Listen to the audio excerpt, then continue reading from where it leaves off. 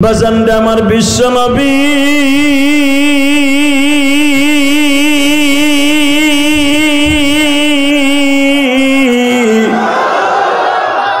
হালিমা সাদিয়ারে দেখে বসা থেকে দাঁড়ায় গেছে। আমার দক্ষিণী মা এই সময় কখন আমার বাড়িতে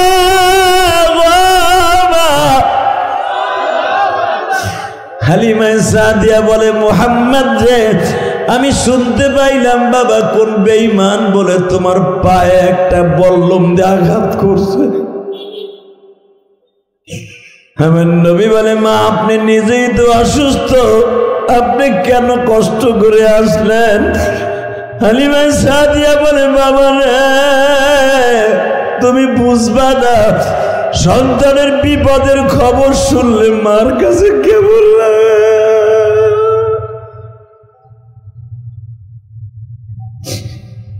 বাজার মাঝে মাঝে আমি একটা ঘটনা বলি, তোমাদের মনে আছে কিনা জানি না।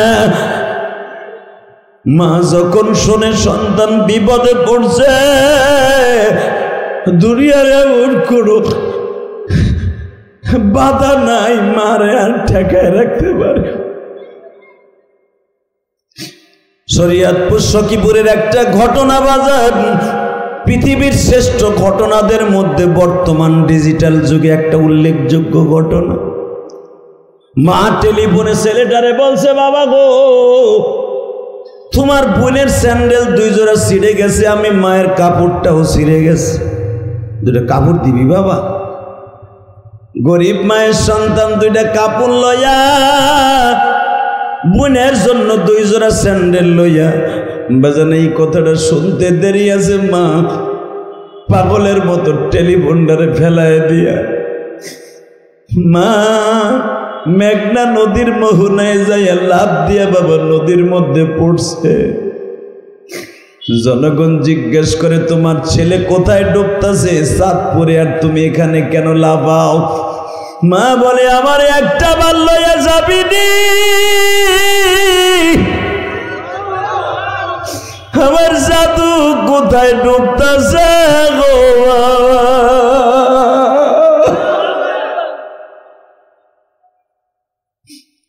মার মতো দরদি যুবক, মার মতো দরদি যুবক এই জমিনে নাই।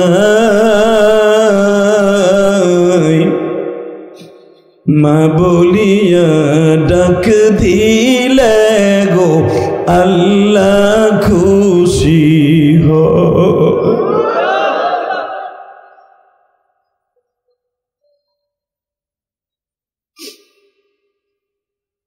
বাজান আমার দিকে তাকাও, যখনই দেখা গেছে জনগণে মহিলারা টাইনা নদীর থেকে উঠাইছে, আমি গুনাহগার। ওই লঞ্চটা ডোবার বাজান প্রায় 23-24 দিন পরে শরীয়তপুর বাংলা বাজার গেছিলাম মাহফিল, ওই ছেলেটার বাড়ির পাশ। আমি যাইয়া দেখি বাজার,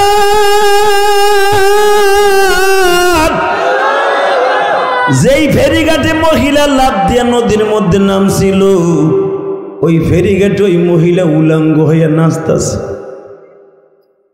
আমারে জিজ্ঞেস করে, হুজুর জানেন এই মহিলাটা কে? কে বাবা? হুজুর এই যে সেই মহিলা, যেই মহিলা সন্তান লঞ্চে ডুবে মারা গেছিল। ঘটনাটা শুনলাম বাবা, আপনারা তো পেপারে শুনছেন। লঞ্চটা ডুবার আগে আবার ফোন দিছে, মা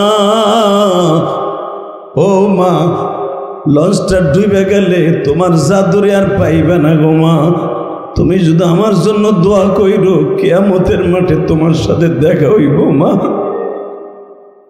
বাজান আপনারা জানেন, ছেলেটা পকেটের মধ্যে তার ঠিকানাটা লেখিয়া পকেটে রাইখা দিছি। লঞ্চটা ডুবে গেল বাবা। লঞ্চটা ডুবার পরে আহারে আর্মিরা, বিডিআররা, র্যাবেরা যখন লাশ খুঁজা খুঁজা লঞ্চের ভিতর থেকে উঠাইতেছে, বাজান এই প্যান্টটা সিরিয়া গেছে, ঠিকানাটা বের হয়ে গেছে, ঠিকানা অনুসারে ছেলেটার বাড়িতে লয়ে গেছে। 5 দিন পর্যন্ত ছেলেটা ওই ইঞ্জিনের পাশেই ছিল বাবা লঞ্চে। যখন ডুবার ওরা তাকে উঠাইয়া বাড়িতে লয়ে গেছে, 5 দিনের পচা লাশ, দুর্গন্ধে কোনো মানুষ যাইতে পারে না গো। পচা লাশের কাছে কোনো মানুষ যায় না। ইমাম সাহেব গন্ধে তাড়াতাড়ি জানাজা করে দিছে বাবা। কিন্তু একজন মাত্র দরদির নাকের মধ্যে গন্ধ লাগে না, সে হলো জনম দুঃখিনী মা।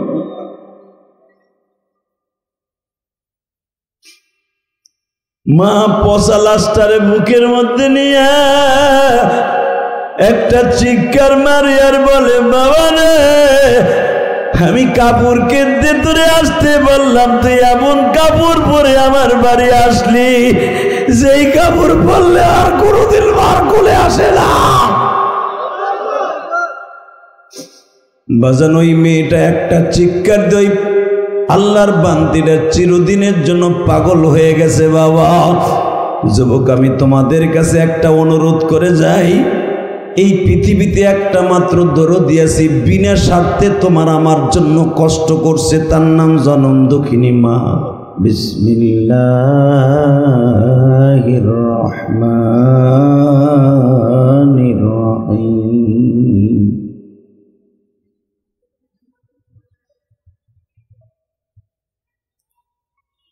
ولا تهنوا ولا تحزنوا وأنتم الأعلون إن كنتم مؤمنين. وقال الله تبارك وتعالى إن الله اصطفى آدم ونوحا وآل إبراهيم وآل عمران على العالمين.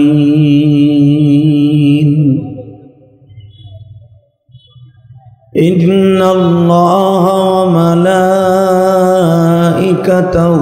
يصلون على النبي يا أيها الذين آمنوا صلوا عليه وسلموا تسليما.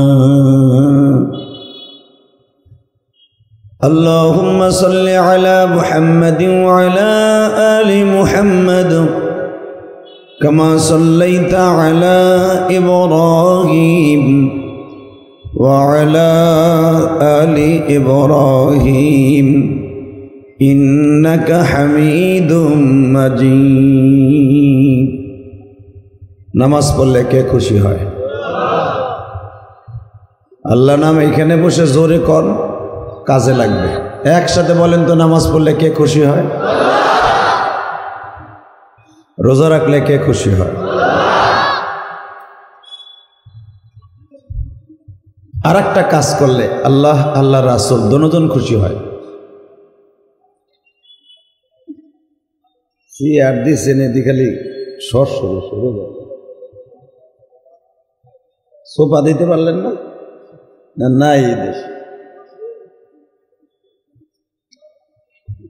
আল্লাহ, সোফা যদি আবার ময়লা হয়ে যায় সমস্যা আছে। এখানে আবার 2টার মন্দিরে এলে দেখতেন কি দামিস দামিস সোফা না। একসাথে বলেন, মাইক ঠিক করো তো, মাইক বন্ধ হয়ে যায়। এই মজা ঠিক করো, তোমার মাইকের আওয়াজ তো ভালো, সেট তো ভালো, তুমি সার্ভিস ভালো করে দাও। তোমার মাইকে আওয়াজ দিলে আবার মোটা করছো কেন? রিভার বাড়াও, টন ব্যাস বাড়াও, মাস্টার বাড়াও।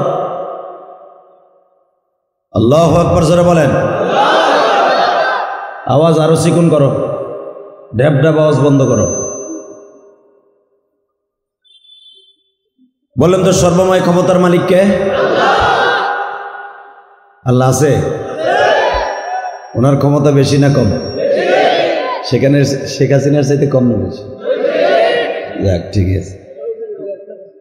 কুচবাড়ি মধ্যপাড়া জামে মসজিদের উন্নয়ন প্রকল্পে দ্বিতীয় বার্ষিকী ওয়াজ ও তাফসির কোরআন মাহফিলের সম্মানিত সভাপতি, আপনাদের অত্যন্ত প্রিয় মানুষ, কোচবাড়ি হাটিবাড়ি কবরস্থান নুরানি হাফিজা মাদ্রাসা সনামধন্য মুহতামিম হাফেজ মাওলানা মুফতি জুবাইর আহমদ সাহেব মাদ্রাসুল আলিয়া বারাকাল্লাহু ফি হায়াতি জোরকান মারহাবা। আজকের মাহফিলে যিনি আমার আগে ওয়াজ করেছেন, আপনাদের এই টাঙ্গাইলের গৌরব। আপনাদের টাঙ্গাইলে অনেক বড় বড় বক্তা এক সময় ছিল, অনেকেই কবরে চলে গেছে। উদীয়মান তরুণ বক্তা, যার বাবাও বক্তা, ঠিক না ভাই? ঠিক। হযরত মাওলানা কারি আব্দুল মালিক দলেশ্বরী। আচ্ছা, আব্দুল খালেক হয়ে যায়, কণ্ঠ তো একরকম, এই জন্য আল্লাহ। আজকের মাহফিলে আরেকজন ওয়াজ করেছেন, বিশিষ্ট ইসলামী সঙ্গীত শিল্পী এবং তরুণ উদীয়মান তরুণ বক্তা, সুন্দর কণ্ঠে আল্লাহ জাদুময় কণ্ঠ দান করেছেন, হাফেজ মাওলানা সাইফুল ইসলাম জাকারিয়া। চতুর্থ বক্তা কারি মিজানুর রহমান জামিল ফয়েজি। এই ছেলেটাও আমি অনেক ভালোবাসি, কিন্তু আমি জানতাম না যে ওর মা আজকে দুনিয়ায় নেই, আর মা মারা গেছে। ওর মা আমাকে অনেক আদর করতেন। ওদের বাড়িতে যখন যেতাম অনেক খাবার দাবার আয়োজন করতেন। আল্লাহর মার কবরটা জান্নাতের বাগান বানাই দেন, জোরে কোনা আমিন। বাজান, আমরা আজকে আসি, কালকে নাই, এর ভিতরে কোনো সন্দেহ নেই। কথা কোন কিও দুলাভাই, মাইক ঠিক করবি না? আল্লাহ, এই আওয়াজটা একটু বাড়াও তো, বাড়াও। তোমার আওয়াজ বাড়াইলেও তো দেখা, একটা স্পিকার আমার দিক ঘুরাও, বুঝছি। তুমি আওয়াজ বাড়াইলে আওয়াজ ক্যান ক্যান করে ওঠে, শীষ দেয়।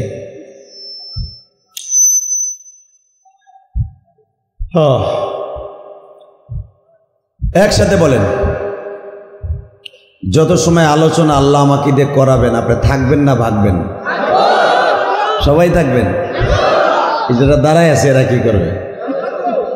ওরা থাকবেন, আমি জানি। আধা ঘন্টা পরে দেখবেন এই বসন্তের কোকিলগুলা আস্তে আস্তে বিদায় নিচ্ছে। তবে সবাই যাবে না। এরা যারা বোর কাছ থেকে বইলে আইছে, মা ওয়াজ শুনতে যাই 50 টাকা দাও, মা টাকা দিছে, ও বাদাম কিনে খাইয়ে ফেলাইছে, আর বাড়ি দূরে, ভাড়া নাই, ও যাইব গা, কেন হাইটা যাইতে হইব তো। কিন্তু আমার বিশ্বাস ওই সমস্ত সন্তানগুলো এখানে ওয়াজের কমপ্লিট করে যাবে যাদের ভালোবাসা আল্লাহ এবং আল্লাহ রসুলের সাথে আছে। আসলে স্কুল কলেজের বন্ধুদের মধ্যে এমনও বন্ধু আছে, এমনও ছেলে আছে, তারা 5 ওয়াক্ত নামাজ পড়ে, সাথে তাহাজ্জুদও পড়ে।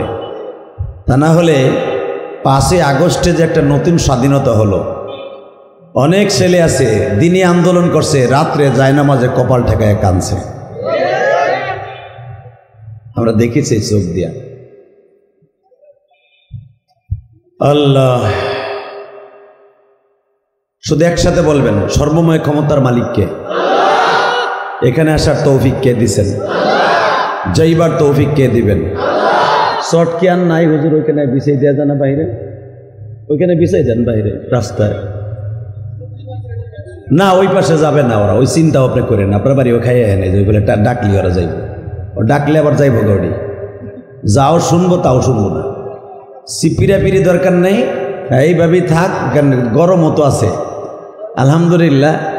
যে যেমনি আসেন এমনিই থাকেন। শুধু পারলে রাস্তার উপরে আমার কলিজার ভাইদেরকে একটা সামিয়ানা অথবা যে কোনো একটা জিনিস বিছাইয়া দেন, যেন ওরা বসতে পারে। আর যদি না বসে তাহলে মাশাআল্লাহ ওরা দাঁড়াই দাঁড়াই শুনুক। শুধু একটা কথা বলবো, আল্লাহ যেন অগো বাসায় না নিয়ে যায়, যেন দাঁড়াই থাকলেও থাকে। জোরে কেন আমিন? আরো জোরে। তাহলে এবার বলবেন, যত শক্তি আছে শরীরে, সর্বময় ক্ষমতার মালিককে না জনগণ? হ্যাঁ, সর্বময় ক্ষমতার মালিককে। কথা বিশ্বাস হয়?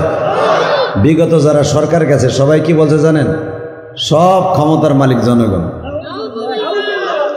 আল্লাহ প্রমাণ করে দিলেন সব ক্ষমতার মালিক জনগণ না, আমি। ঠিক না? ক্ষমতার মালিক আল্লাহ। যদি ক্ষমতার মালিক বান্দাই হইতো, ফেরাউন কম চেষ্টা করে নাই বাইসা থাকার লাগে। উনি কি পারছে বাইসা থাকতে? উনি কম চেষ্টা করে নাই। ওনার দুশ্মন মুসারে দুনিয়ায় না আনার জন্য বহু চেষ্টা করছে, পারছে?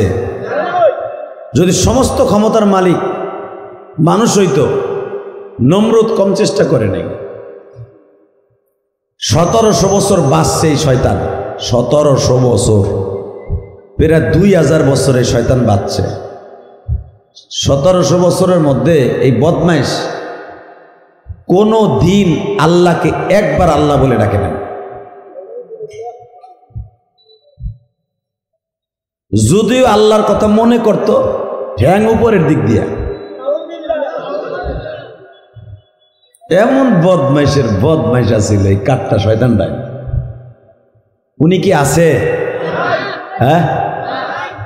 তবে সবসময় একটা জিনিস মনে রাখবেন, যারা লড়ছে আল্লাহর সাথে ওরাই মরছে।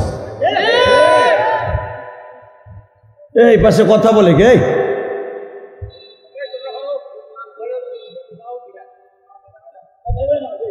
আল্লাহ আমাদের সবাইকে মাফ করে দেন, জোরে কানা আমিন। আরো জোরে বলেন আমিন। তবে সবচেয়ে আল্লাহর কাছে বেশি শুকরিয়া আদায় করে উলামা একরাম, বিশেষ করে আমরা বক্তারা।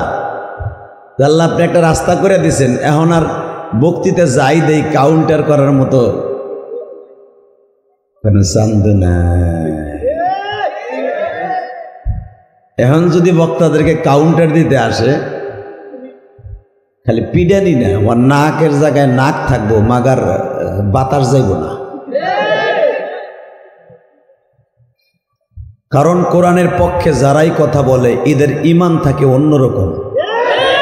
ওরা দুনিয়ার কাউকে পরোয়া করে না, পৃথিবীর কাউকে ভয় পায় না। ভয় কারে পায়? হ্যাঁ, তা আল্লাহকে ভয় পাওয়ার জন্য, আল্লাহর জন্য জীবন দিতে যদি কখনো দরকার হয়, রাজি আছেন না নাই? রাজি আছেন? কে কে রাজি আছেন দেখে আল্লাহকে হাত উঠে দেখান তো।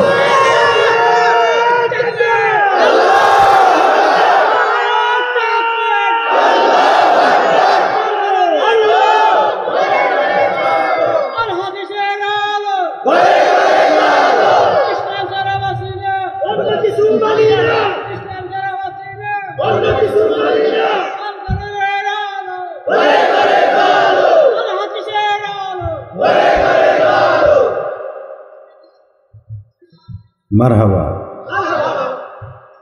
আর সাইজে দেখা যায় ছোট, আর কথাগুলো অনেক দামি। ইসলাম ছাড়া অন্য কিছু এক চাষা আগ করে রয়েছে, চিন্তা করতেছে কি কমো, কোনখানে ধরা খাম, ধরা খান আর মরা খান। মেয়া কথা কন, ইসলাম ছাড়া অন্য কিছু মানি না, মানব না। ইসলামের বিরুদ্ধে যারা কথা বলবে ওই গেলের দুনিয়ায় রাখবো না। নবীর বিরুদ্ধে যারা কথা বলবে ওইগুলারে রাখবো না, ইনশাআল্লাহ।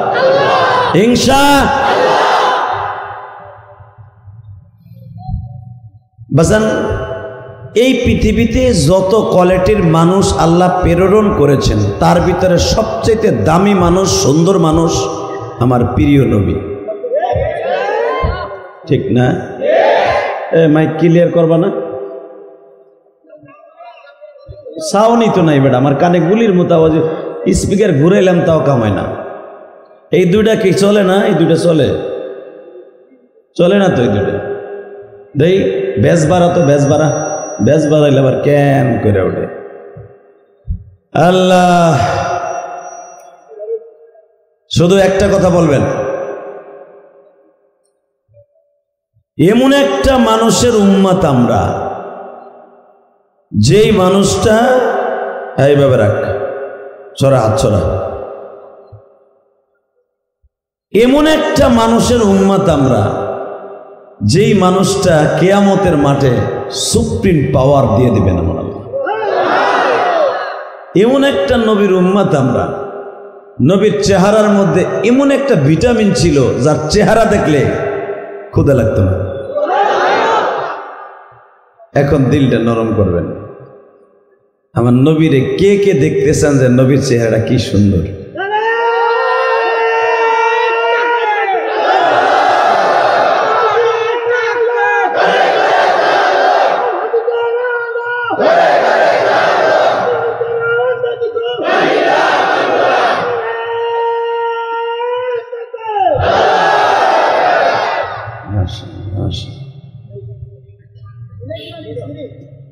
আল্লাহ।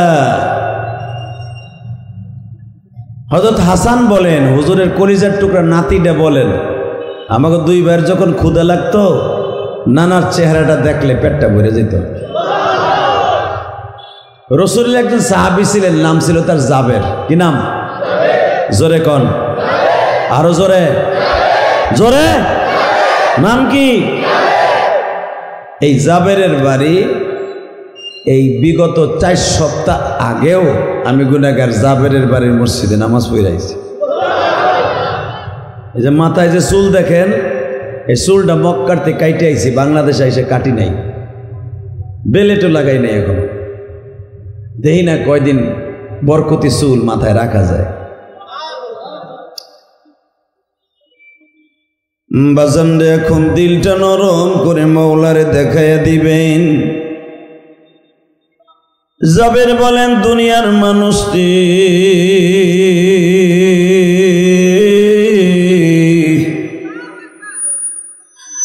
আমি দুনিয়ায় যত মানুষ দেখছি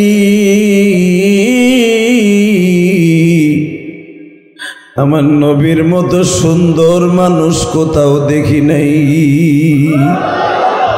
আহসানান নাস ওয়া আওজাদান নাস, দুনিয়ায় যত কোয়ালিটির মানুষ দেখছি আমার নবীর মতো গুণসম্মত মানুষ আমার চোখে বাজে নাই। আমি যতবার আমার নবীর কাছে গেছি, যখনই নবীর সামনে বসে থাকতাম ততবারই দেখতাম নবীর চেহারার মধ্যে দিয়ে যে ঘাম বের হইতো, ওই ঘামগুলো আমি রুমাল দিয়ে মুছিয়া নিতাম। ওই রুমালটা আমি যতদিন না ধুইয়া রাখতাম গো, মিসকম্বরের ঘেরান আসতো। আমার টাঙ্গাইলের বাইরা, কুচবাড়ির বাইরা, টাঙ্গাইল সদর থানার বাইরা, আমার নবী মাঝে মাঝে জাবেরের মার বাসায় যাইতেন। জাবের হলেন প্রিয় রাসূলের সাহাবী জাবের। আর একজনের মার বাসায় বিশ্ব নবী যাইয়া বিশ্রাম নিতেন দুপুরের সময়। নাম ছিল তার আনাস। কি নাম? জোরে কন। আনাস ইবনে মালিকের মার বাসায় বিশ্ব নবী মাঝে মাঝে যাইতেন, যাইয়া রাত্রে ঘুমাইতেন। আবার মাঝে মাঝে দুপুরে, দ্বিপ্রহরে, দিনের বেলায় যাই যে মাঝে মাঝে শুইতেন, একটু বিশ্রাম নিতেন, খাদেমের বাসায় যাইতেন। মিন টাইমে আজকা জাবেরের বাসায়, আনাস ইবনে মালিকের বাসায় আমার নবী ঘুমাইছে। যেই বিছানায় ঘুমাইছে, আহারে বাজান, যেই বিছানায় আমার নবী ঘুমাইছে ওই বিছানাটা বাবা এমন অবস্থা, যেই বিছানায় বিশ্ব নবী ঘুমিয়েছে বাবা, ওই বিছানার মধ্যে মেশকাম্বারের ঘেরান আসতেছে। আরো জোরে বলেন। আমার বিশ্ব নবী জাবেরের বাসায় দাওয়াত খাইতেছে, দাওয়াত। হঠাৎ করে জাবের নজর পড়ে গেছে আমার নবীর কানের নিচের দিকে। দেখে কানের নিচের ভিতরে এমন একটা গোঠা, কালো একটা গোঠা, আরে আইসেলির মতো একটা গোঠা। আমার নবী বলেন, জাবের তুই বারবার আমার কানের দিক তাকাইয়া চোখের পানি ফেলায় কান্দুসকে। মা ইয়াবকিয়া, জাবের ইবনে আব্দুল্লাহ, কান্দুসকে। জাবের বলে, নবী গো আমি কেন কাঁদি আমি নিজেও বলতে পারি না। নবী আমি তো মদিনার সাহাবী,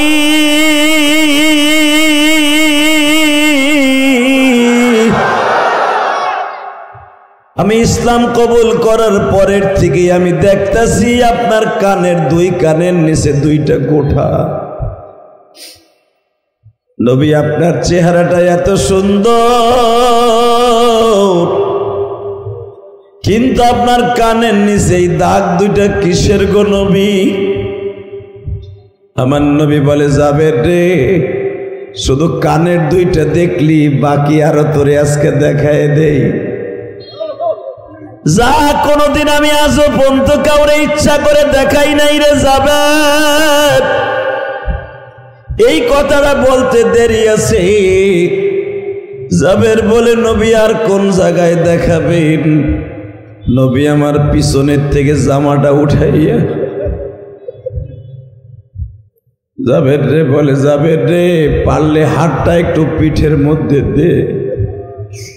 পিঠের মধ্যে দেওয়ার সঙ্গে সঙ্গে দেখে গো বাবা, এইরকম কালো কালো দাগ আরো অন্তত কয়েকশো আছে। জাবের একটা লাফ দিয়া বলে, নবীজি গো, আমি তো এতদিন ভাবি নাই পৃথিবীর এত সুন্দর মানুষের শরীরে এত কঠিন দাগ আছে।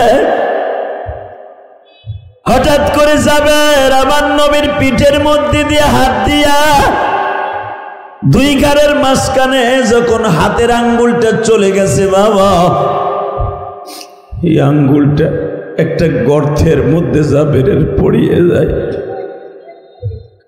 জাবেরের আঙ্গুলটা গর্তের মধ্যে যখন পড়িয়া যায়, বিশ্বনবী বারবার জিজ্ঞেস করে, জাবের রে কি দেখলি?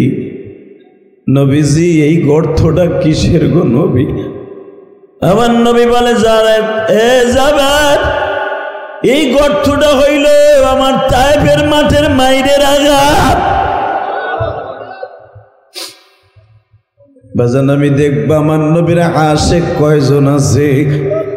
নবীর আশেক কোনদিন জাহান্নামের আগুনে জ্বলতে পারে না গো বাবা। এই জাবেরের পরের থেকে নিয়ে পাগলের মতো দৌড়াইতো আর বলতো, ও দুনিয়ার মানুষ,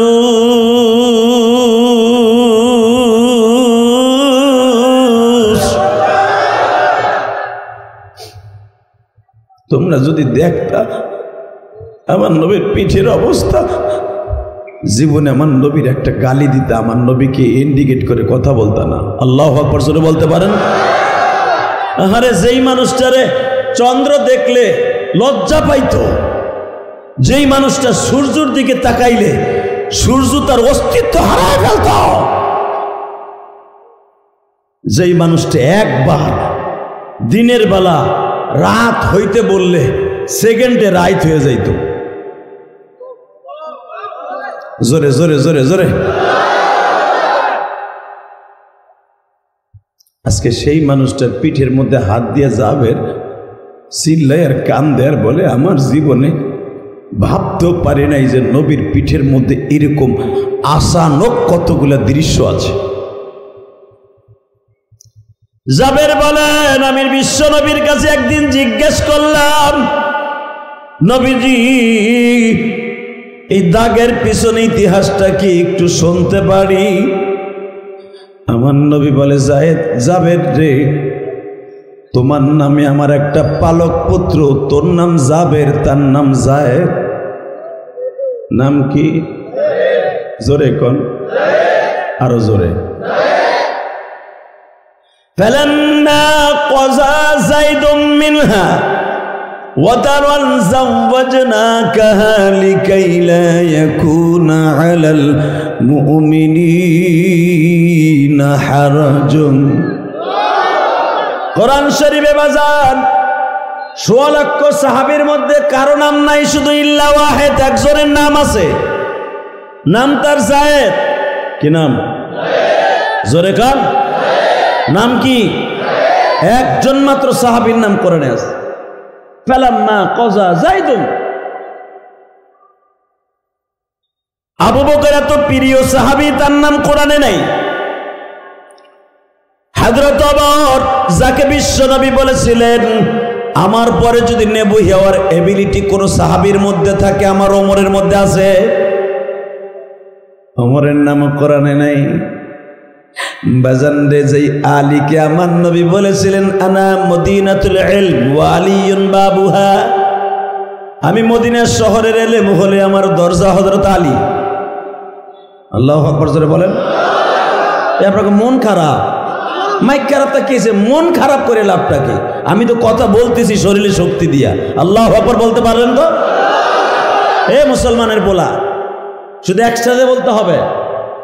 জীবন যা কার থাক, যেই মানুষটা জীবনে কোনোদিন উম্মাতের রাইখা পেটটা ভরে খায় নাই, যেই মানুষটা কোনোদিন উম্মাতের জন্য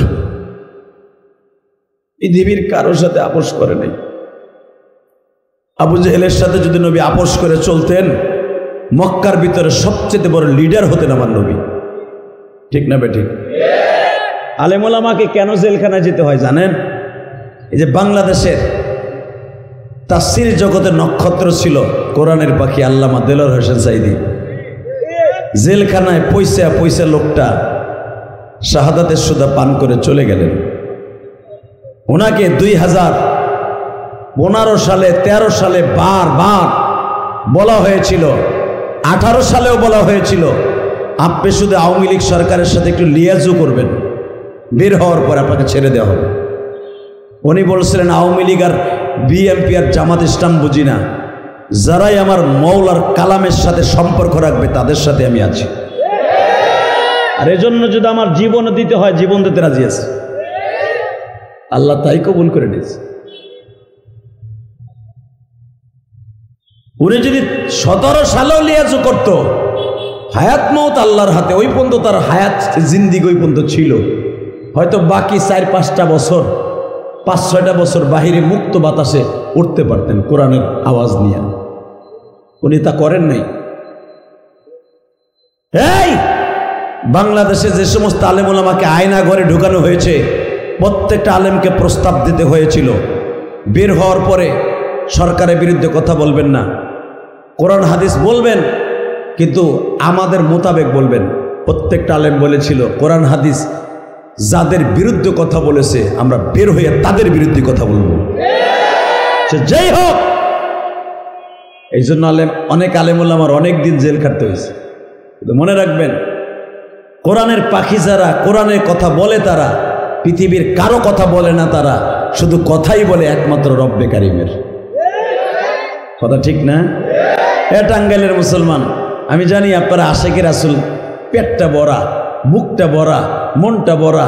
এখন আশেকে রাসূল হিসাবে প্রমাণটা দিয়ে দিবেন, 2 ফোঁটা পানি দিয়ে আমার মওলা যেন আপনাদের গুনাহ মাফ করে দেয়। যারা নবীর প্রেম নিয়ে চোখ দিয়ে 1 ফোঁটা পানি লেবুর রসের চিপড় দিলে যেমনি টপ টপ করে পড়ে, 1 ফোঁটা পানি যদি কোনো মোমেনের নবীর এসকে পড়ে, ওই মানুষটা জান্নাতে যাওয়ার জন্য 1000 ফোঁটার পানি দরকার নেই, 1 ফোঁটা পানি যথেষ্ট।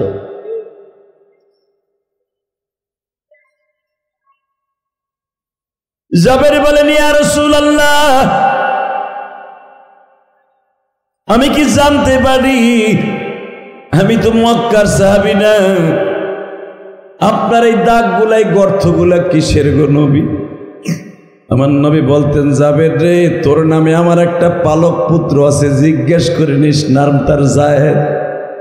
কি নাম? সবাই কোন, প্রেম লাগায় কোন, যার নামটা ধরে আমার আল্লাহ কোরআনে ডাক দিছে। বাজার আমি আয়াত খানা বাদ তেলাওয়াত করি, ফালাম্মা ক্বাযা যাইদুম মিনহা ওয়াতারান যাওয়াজনাকাহা লিকাইলা ইয়াকুনা আলাল মুমিনিনা হারাজুন। এ আমার টাঙ্গাইলের কুচবাড়ির কলিজার টুকরা ভাইরা, আমি দেখবো এখন কার চোখে পানি। আল্লাহ যায়েদের নামটা এমনি এমনি ডাক দেয় নাই। বিশ্বনবী বলেন, আমি আমার যায়েদকে নিয়ে খাদিজার বাড়ির বারান্দায় নাস্তা করতেছিলাম, ইন দি মিন টাইমে আমার কানে খবর আসলো আমার বিবি খাদিজা ইন্তেকাল করার কারণে মক্কার বেঈমানগুলো আমার শত্রু হয়ে গেছে। আমি রাস্তার থেকে বের হইলে তারা প্রতিবন্ধকতা সৃষ্টি করবে, তারা যেখানেই পাবে ওখানে আমারে মারবে। আর আমি রাতের অন্ধকারে জায়েদকে বললাম, বাবা জায়েদ রে, বাবা আমার মন বলে যেখানে আমি জন্মের পরে, জন্মের 17 দিনের মাথায় যেই জায়গায় আমি বড় হয়েছি, 5 বছর পর্যন্ত যেই শহরটায় আমি বড় হয়েছি, ওই শহরটার নাম হলো তায়েফ। নাম কি? জোরে কোন। এ আমার ভাইরা, পৃথিবীতে যত দেশ আছে সবচাইতে সুন্দর দেশ, সবচাইতে শান্তিপ্রিয় দেশ, সবচাইতে সুন্দর পরিপাটি শহর হলো তায়েফ। তায়েফে এমন একটা শহর আছে বাবা, যেখানে গেলে একবারে আসমানের মেঘমালা ধরা যায়, এত উঁচা পাহাড়। আল্লাহু আকবার বলতে পারলেন না?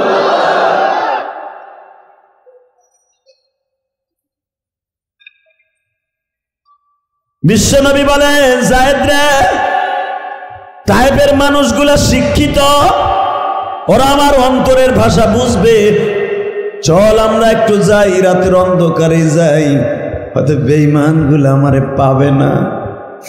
বাজান রে, জায়েদকে সঙ্গে লই আমার নবী হুজুরের উটের পরে সওয়ার হইয়া সুদূর 100 কিলোমিটার রাস্তা তায়েফে গেলেন। তায়েফে আমার নবী 1-2 দিন না 28 দিন পর্যন্ত দাওয়াত ও তাবলীগের কাজ করলেন। 28 দিনের ভিতরে বাবা একটা বেঈমানও দাওয়াত ও তাবলীগের কাজ ব্যবহার করলো না, বরঞ্চ ওই দেশের বেঈমানগুলা বিশ্বনবীর পিছনে লেলিহান কুত্তার মতো লাগায় দিল। পাগলা কুত্তা যেমনে মানুষ যারে পায় তারে মারে, এইভাবে পাগল কুত্তার মতো নবীর পিছনে লাগাই দিছে এবং ডিক্লেয়ারও দিয়ে দিছে, যারা মুহাম্মদকে বেশি মারবে তারা বেশি পুরস্কার পাবে। হ্যাঁ, নওজুবিল্লাহ বাগতে যে কইও, এই আমার নবী কি পাগল? আমার নবী কি ডাকাত? আমার নবী এমন একজন মানুষ, চেহারার দিকে তাকাইলে ক্ষুধা লাগতো না।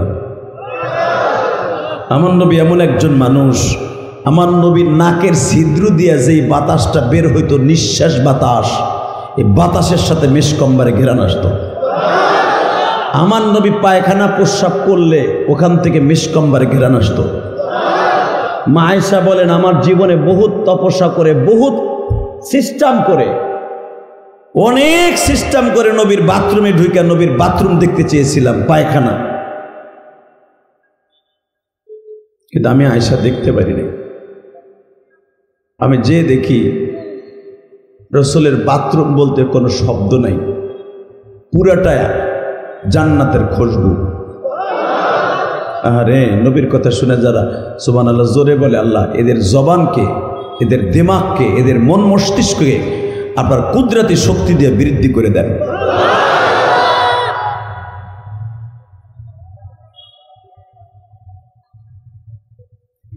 ও বাজান, আমার দিকে তাকান।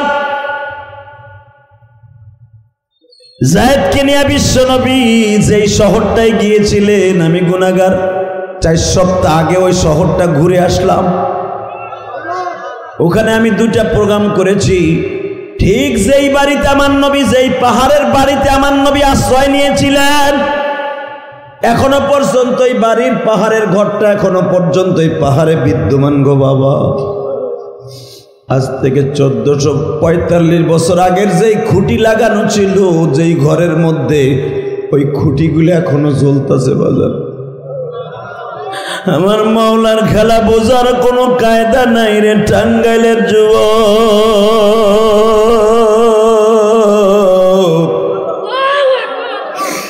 যেই বাড়ির থেকে আবার নবী দাওয়াতের কাজ আরম্ভ করেছিলেন, ওই বাড়ির মালিক নবীরে পছন্দ করতেন না বাবা। কিন্তু যেদিন ওই বাড়ির মালিক দেখলেন মুহাম্মদ নামে যেই লোকটা আমার বাড়িতে ঢুকছে, আমার বাড়ির উট ভেড়া বকরিগুলা বরকতে ভরপুর হয়ে গেছে। এই বাড়ির মালিক ইহুদি ছিল, সে নবীরে পছন্দ করতেন না, কিন্তু নবীর বিবি পছন্দ করতেন। ওই ইহুদির বিবি পছন্দ করতেন, মারহাবা বলেন, কিন্তু কালেমা পড়ে নাই। নবী ওই ইহুদির বাড়িতে ঢোকার কারণে তার বাড়িতে যত উট ভেড়া বকরি ছিল বরকত শুরু হয়ে গেছে। যেই বকরির মধ্যে দুধ ছিল না, দুধ আয়া পড়ছে। যেই উটের মধ্যে শক্তি ছিল না, শক্তি আয়া পড়ছে। যেই ঘরের মধ্যে গরম আর গরম আসিল, নবী ঢোকার কারণে এয়ার কুলার হয়ে গেছে। সুবহানাল্লাহ কয় দেখুন, এই কোনায় ঠাডা পড়ছে। হ্যাঁ, এত জোরে কবেন আমার নবীর প্রত্যেকটা প্রশংসা শুনিয়া মনে হবে আপনার মতো নবী প্রেমিক আশেকে রাসূল একজনও নাই। জিলাপি পাইলে দিয়ে একবারে খাড়াইয়া বইয়া হুইয়া পড়ে চিতে শুরু করে দাও। খিচুড়ি পাইলে আরে বাবারে আশেকে রাসূলের অভাব নাই, কথা কন না কেন? মাঠে ময়দানে আশেকে রাসূলের প্রমাণ হবে। নবীর কথা শুনে যারা বেশি চিল্লাবে, কানবে, এসকনিয়া নবীর কথা বলে যারা সত্যিকারে এসকো জহের করবে, বিশ্ব নবীকে মৃত্যুর আগে দেখা কবরে যাবে। এইবার দেখা যাবে। ওই ইহুদির বাড়িতে নবী যখন ঢুকছে, ঢুকতে দেরি আছে, ইহুদির বাড়ির প্রত্যেকটা সৃষ্টিজীবীর মধ্যে বরকত শুরু হয়ে গেছে। ইহুদির একটা পোলা ছিল, নাম ছিল তার আসআদ। কি নাম? জোরে কন, নাম কি? আসআদ। তারে সবাই ডাকতো আসাদ কইয়া। বাঘের মতো স্বভাব ছিল, আসাদ মানে বাঘ। তার কথাই ছিল সিংহের মতো। যার তার সাথে মারামারি করতো, যারে তারে ভাড়ায় ভুড়ে রাক্ষসানুষ উড়াই দিত, সবাই তারে আসাদ কয়ে ডাকতো। আসাদ শব্দের অর্থ হলো বাঘ, বাঘের মতো ব্যবহার করত। তো ইহুদির বাড়ি যখন আমার নবী অবস্থান করতেছে, ওই আসাদ জানে না যে এই মানুষটা পৃথিবীর শ্রেষ্ঠ মানুষ। কিন্তু আসাদ বাড়িতে ঢোকার পরে বাড়ির মধ্যে থেকে এমন একটা খুশবু আসতেছে, যেই খুশবু আর নাকে আসার সাথে সাথে ওর রূপরেখা চেঞ্জ হয়ে গেছে। ও মায়েরে জিজ্ঞেস করে, মা, ও মা, আমাকে ঘরে এই দামি আতর কই পাইলা?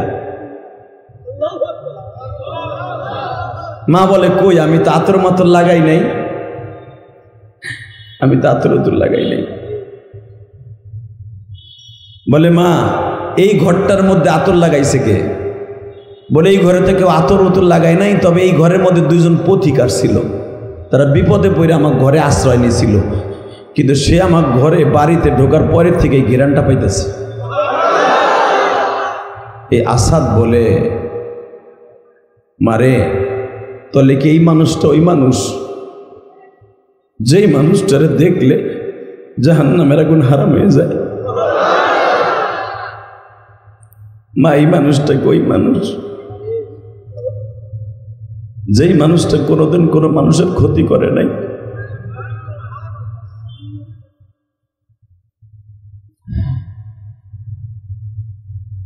হেদায়েত দেওয়ার মালিককে। কিন্তু বাবা মনে রাখবেন, অনেকে অনেক কিছু বোঝার পরে ওইটা গ্রহণ করতে পারে না, সামাজিক চাপের কারণে, সরকারি চাপের কারণে।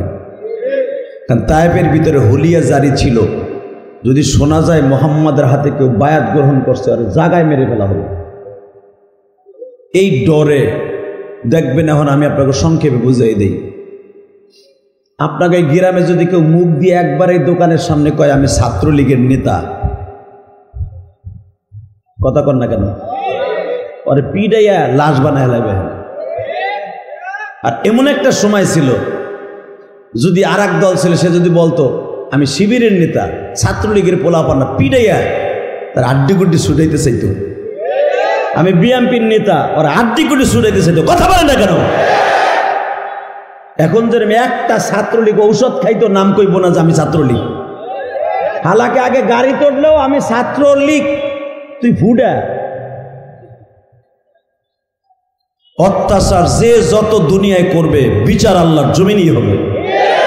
তুমি ছাত্রলীগ করো, যুব দল করো, ছাত্র শিবির করো, ইসলামী আন্দোলন, ছাত্র আন্দোলন করো, মনে রাখবা এই জমিনটা কারো বাপের নাই, জমিন স্বয়ং আমার আল্লাহ। এই জমিনে আল্লাহর মাখলুকের উপরে যারাই অত্যাচার করবা, এই জমিনে তুমি অত্যাচারিত হইয়া তারপরে যেতে হবে। আজ তোমার, কালকে আমার। কথা বল না কেন? ছাত্রলীগ যেই পরিমাণ অত্যাচার বাংলার জমিনে করেছে শিক্ষার্থীর উপরে, ছাত্রলীগ নামে একটা ভণ্ডামি আওয়াজ দিয়া আমরা ছাত্রলীগ এই শব্দটা দিয়ে যেই পরিমাণ জুলুম করছে, তার জুলুমের বিচার আল্লাহর জমিনে হয়ে গেছে। শুধু ছাত্রলীগ আর ছাত্র দল, ইসলামী আন্দোলন শুধু নয়, ছাত্র শিবির নয়, যারাই আল্লাহর জমিনে ক্ষমতার অপব্যবহার করবে এই জমিনে তাদের বিচার আল্লাহ দেখাইয়া তারপরে নিয়ে যাবে।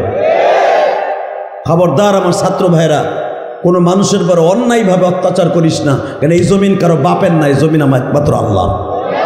আল্লাহ কি বলে শোনো এই জমিন সম্পর্কে? তাবারাকাল্লাযী বিয়াদিহিল মুলক ওয়া হুয়া আলা কুল্লি শাইইন কাদির الذي خلق الموت والحياة ليبلوكم أيكم أحسن عملا وهو العزيز الغفور الله أكبر الله أكبر الله أكبر كبيرا। উনি এত ক্ষমতার মালিক, ইন্নামা আমরুহু ইদা আরাদা শাইআন আইয়াকুলা লাহু কুন ফায়াকুন। একবার কুন বললে ফায়াকুনে আসতে একটা সেকেন্ড সময় লাগে না। ওই রব কোনোদিন ক্ষমতার মালিক হয়েও ক্ষমতা দেখায় না। যদি আল্লাহ ক্ষমতা দেখাইতো, যারা তার প্রিয় হাবিবরে গালি দেয়, এই যে চাচা আকাড়া মুদি, কথা কর না কে? এই মুদির দেশে এক পরহিত হিন্দু এক ব্রাহ্মণ আমার নবীরে লুচ্চা কয়ে গালি দিছে। নাউজুবিল্লাহ, আসতে কবা বেঈমান হয়ে মরবা। সারা পৃথিবী একদিকে করলে আমার নবীর চরিত্রের একটা রাত্রের চরিত্র শূন্যস্থান পুরো হবে না। এ পৃথিবীতে যেই বেটা বোর কাছে বালা, ও সারা দুনিয়া সব জায়গা বালা। কথা কন, জোরে কন। যেই বেটা বোর কাছে দাম আছে, ও সব জায়গায় দাম আছে। আবার অনেকে আছে কিয়ামত পর্যন্ত, মরা পর্যন্ত ওই বেটার দাম বোর কাছে থাকে না। কারণ ওই ফ্যামিলিতে দেখা যায় বিডি আলো সেতা, বেটা আলো মেনতা। এমন অনেক লোক আছে না? অনেক মসজিদের সভাপতি সেক্রেটারি আছে, যত রাগ ঠেলা গুতা সব রাস্তাঘাটে দোকান পাটার ইমাম সাহেবরে আর মসজিদের মুয়াজ্জিন সাহেবরে। বাড়িতে যে বিলার মতো বই দেয়, মনে হয় ওনার মতো ভদ্র আল্লাহর ওলি আর কেউ নাই। কারণ গেলেই তো বউতে মারে আন্দার গোন্দা, বউরে কন্ট্রোল করতে পারে না। কথা বলে না কেন? হে আবার সমাজের মাত বাড়ি সাজে। কথা বলে না কেন? চাষা আবার ঠিকই পারে, আমি বুঝছি। চাষা চাষির এখনো যেই শেষা শেষে বাবা সাউথের মতো শেষে, বিডি এখনো কথা কইতে পারে না। মারহাবা বলেন। এটা হলো আসল পুরুষ। আর যেগুলো বোর উপর দিয়া কথা বলতে পারে হলো হিজড়া পুরুষ। যেমন ফেরাউন সারা জীবন কোনোদিন বোর উপর কথা কইতে পারে নাই, কারণ ফেরাউন আসলে হিজড়া। শুধু একসাথে বলবেন, যে যত বড় মোড়া তা শেখায় এই দুনিয়ায় গুতা। ঠিক না বেঠিক? শুধু আমার দিক তাকান। তো আসাদ আইসা বলতেছে, মা আমাদের ঘরে কে আসিল? বাবা একটা লোক আইছিল বিপদে বইরা, কিন্তু চিনি নেই তারে, যাওয়ার পরে চিনছি, এই লোকটাই বলে নাম মোহাম্মদ। আপনার কষ্ট হইতেছে? মনটা খারাপ? চলে যাবেন? যাইয়েন না, গেলেই লস। কেন লস জানেন? এখানে খিচুড়ি দিবে, ভাড়া দিবে, যাওয়ার সময় তো আপনার এক প্যাকেট চানাচুর কিনে দিবে, পাঁচটা আর বাদাম দেবে না। জানতা যে আল্লাহর লাভ, আল্লাহর আবার কি লাভ? আল্লাহর কি লাভ লসের কি আছে? আল্লাহ কি শেখ হাসিনার মতো নিজে লাভ আর লসের দরকার আছে? আরে হুনেন, লাভ আপনার। কথা কর না কেন? লাভটা কি আমার কাছে তাকান। এই যে আগামীকালকার এই মাঠে ওয়াজ হইব না, মাজলিসু ফিকহাতিন খায়রুম মিন ইবাদাতি 60 সানাতা। আমার প্রিয় হাবিব বলে, কেউ যদি কোরআন হাদিসের একটা কথা এই ওয়াজের মাঠে বসে শুনে, সে বিটি হোক, বেটা হোক, ছেলে হোক, মেয়ে হোক, যুবক হোক, বুড়া হোক, যেই হোক, সে যদি কোরআন হাদিসের কথা আমলের নিয়তে শোনে ধৈর্য সহকারে, খায়রুম মিন ইবাদাতি সিত্তিনা সানাতা, 60 বছর রাত্রে দাঁড়ায়া দাঁড়ায়া নফল নামাজ পড়লে যেই সব, একটা কথার বিনিময়ে সেই সব। লাভ বুঝছেন তাহলে? লাভ বুঝছেন? 60 বছর বাঁচবেন কিনা আমি জানিও না। এখন এই যে আমার বাজানের বয়স কত হবে? প্রায় 65। এই বাজানের বয়স 70। কথা কর না কেন? 65-70 মানুষের বয়স, এর সাথে যদি আরো 60 বছর যোগ করে কত হয়? 130। এই বাজান যদি একবার সুবহানাল্লাহ বলে, 130 বছর বাইসে থাকলে যেই সওয়াব আল্লাহ তার আমল নামায় লিখতো, এই মজলিসে বসে একবার সুবহানাল্লাহ বলে সেই সওয়াব আল্লাহ দান করবেন। উম্মতে মুহাম্মাদিকে জান্নাতে নেয়ার জন্য যত কায়দা কানুন আছে সব আল্লাহ করতে বাধ্য। অতএব এই লাভ থুইয়া বাইতে যে ঘুমাবেন, কালকে তার আমার পাবেন না, পাবেন? অতএব যাইয়েন না, লাভ আছে, লাভ আছে না? এই চান্দু চাচারে যদি কই তো দেন বাগুন যেমনে বেছে সামনে বেছে বেটা বইছে এমনি, এই চাচারে যদি এখন সম অধিকার যে সরকার বর্তমানে আমাদের ডাক্তার ইউনূস সাহেব আছেন, উনি যদি বলতেন এই কি জায়গায় স্কুলটার নাম কি, কুচবাড়ি স্কুল মাঠে যারা ওয়াজে গেছেন তাদেরকে প্রতিবার যাওয়ার সময় 500 করে টাকা দিয়ে হইব, সবাই গেল, ওই চাচা থাকতো না? না থাকতো? ওই চাচা থাকতো না, যাইতো 500 টাকার লোভে সে থাকতো, ঠিক না বেঠিক? কিন্তু মনে রাখবেন, আমার আল্লাহ বলেন তোরে আমি 500 টাকা দিব না, তোরে 6666 তালা বিশিষ্ট একটা বিল্ডিং দান করবো। যেই বিল্ডিং এর একটা ইটা হবে স্বর্ণের, একটা ইটা হবে রূপার। এটা কি বিশ্বাস হয়? সবার হয়? হাতুটা দেখেন তো কার কার হয় না?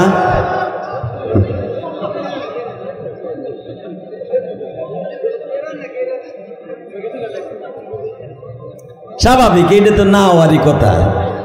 6666 তালা একটা বিল্ডিং দিব, তাও বলে একটা ইটা স্বর্ণের, একটা ইটা রূপার। তবে বিশ্বাস হয় আপনাদের, কেন বলছে তো ইলিয়াস রহমান জিহাদি।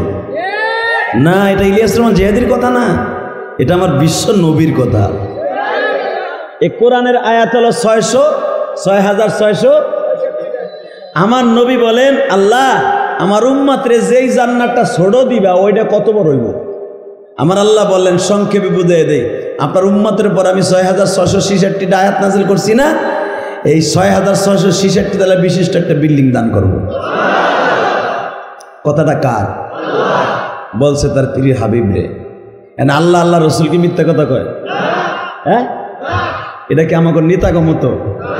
আর আল্লাহ আমাদের দেশের কাউয়া কাদের উনি মাঝে মাঝেই কইতেন, পালাবো না, দরকার হয় ফখরুল চাচার বাড়িতে যে ঠাকুর গায়ে পলাবো।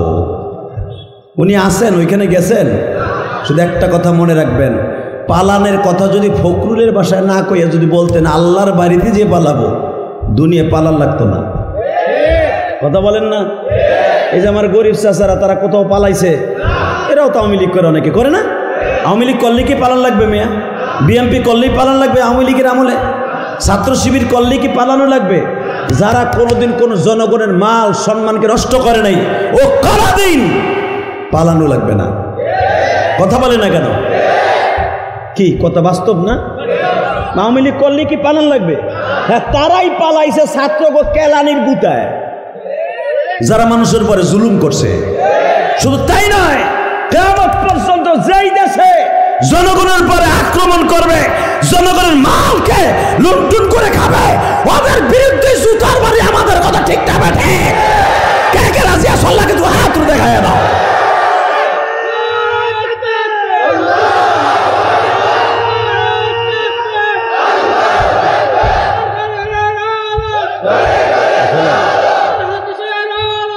বাস আলহামদুলিল্লাহ, আল্লাহ তোমার কণ্ঠকে আরো ত্বরান্বিত করে দিক। ইমানের জজবা যাদের অন্তর আছে তারা তাকবীর দিবেই ইনশাল্লাহ। বলেন, অগ দুইজনের মতো আর যুবক এখানে নাই, অগচাইতে শক্তিশালীও আছে। কই এক চান্দুতনেরও তাকবীর দেখারাও না, এদের ভিতরে ইমানের জজবা আছে, এই জন্য দাঁড়ায়। এরা মনে হয় যে এই মাহফিলে দাঁড়ায়, তা না, সব মাহফিলই দাঁড়ায়।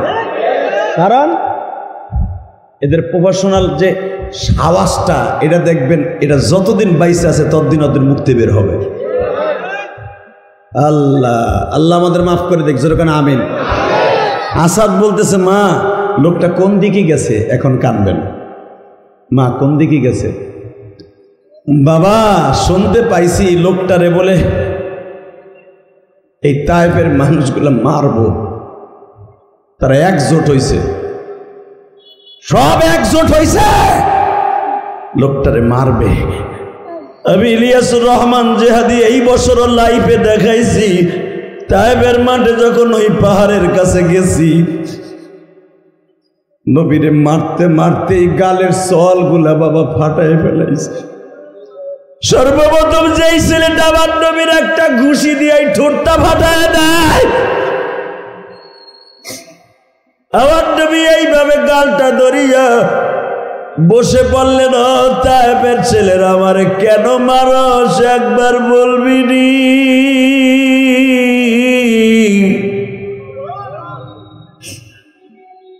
এরপরে বাবা পিছনের থেকে একটা যুবক আসিয়া নবীর মাথার উপরে এত জোরে বল্লমের আগা দিয়ে একটা বাড়ি মারছে।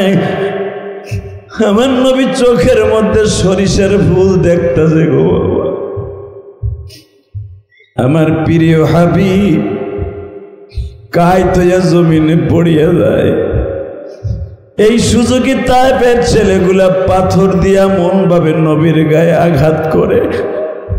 আমার নবীর প্রতিটা শরীরের এমন কোন জায়গা ছিল না বাবা পাথরের আঘাতে ছিদ্র হয় নাই।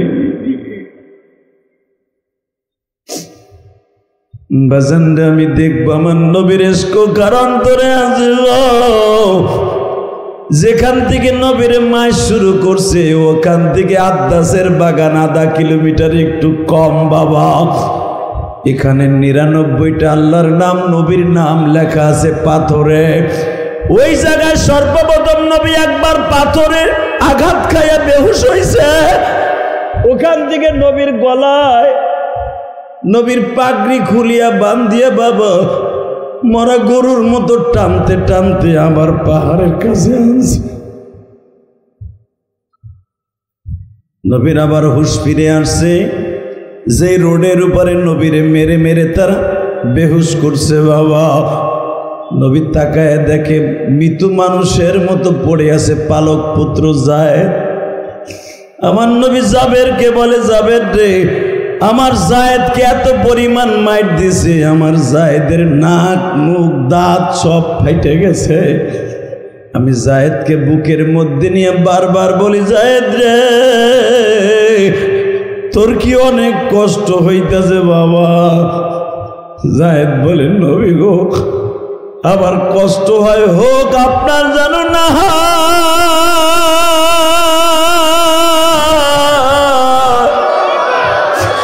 তখন জাবের চিল্লায় আর বলে, জায়েদ রে তোর জায়গায় যদি আমি হইতাম,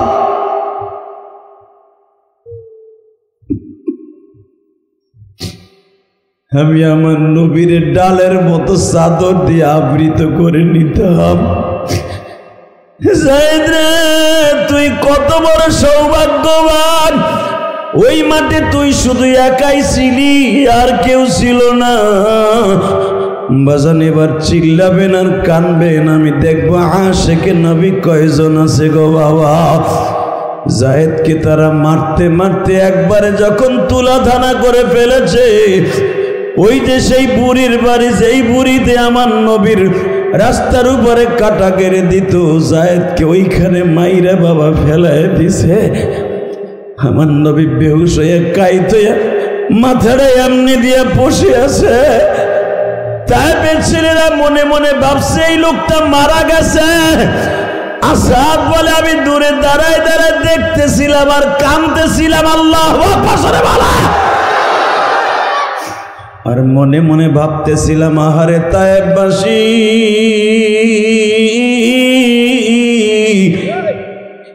এত মার মারলি, লোকটা প্রতিবাদ করল।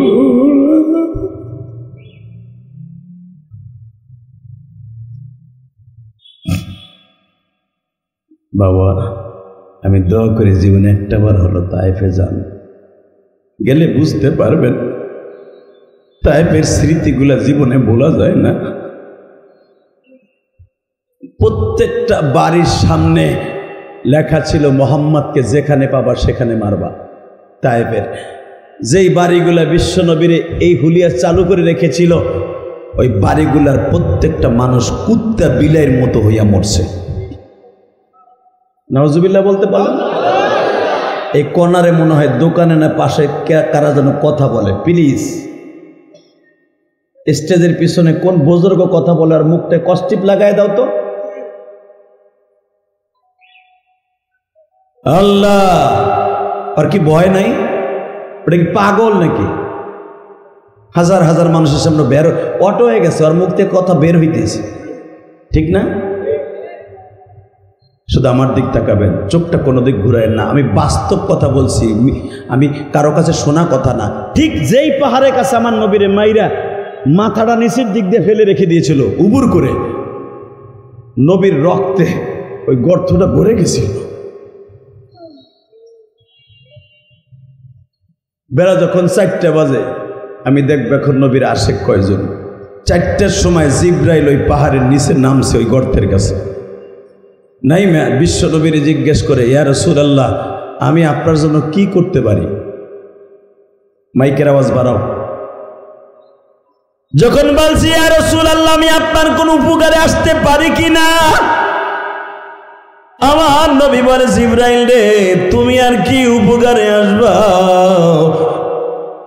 যখন আমারে মারে তখন তার তুমি আমার কাছে ছিল না, কিন্তু মনে রাখো রে জিব্রাইল, দুনিয়ার কোন মাখলুকের উপকার করতে পারে না, পারে একমাত্র কে কে কে কে?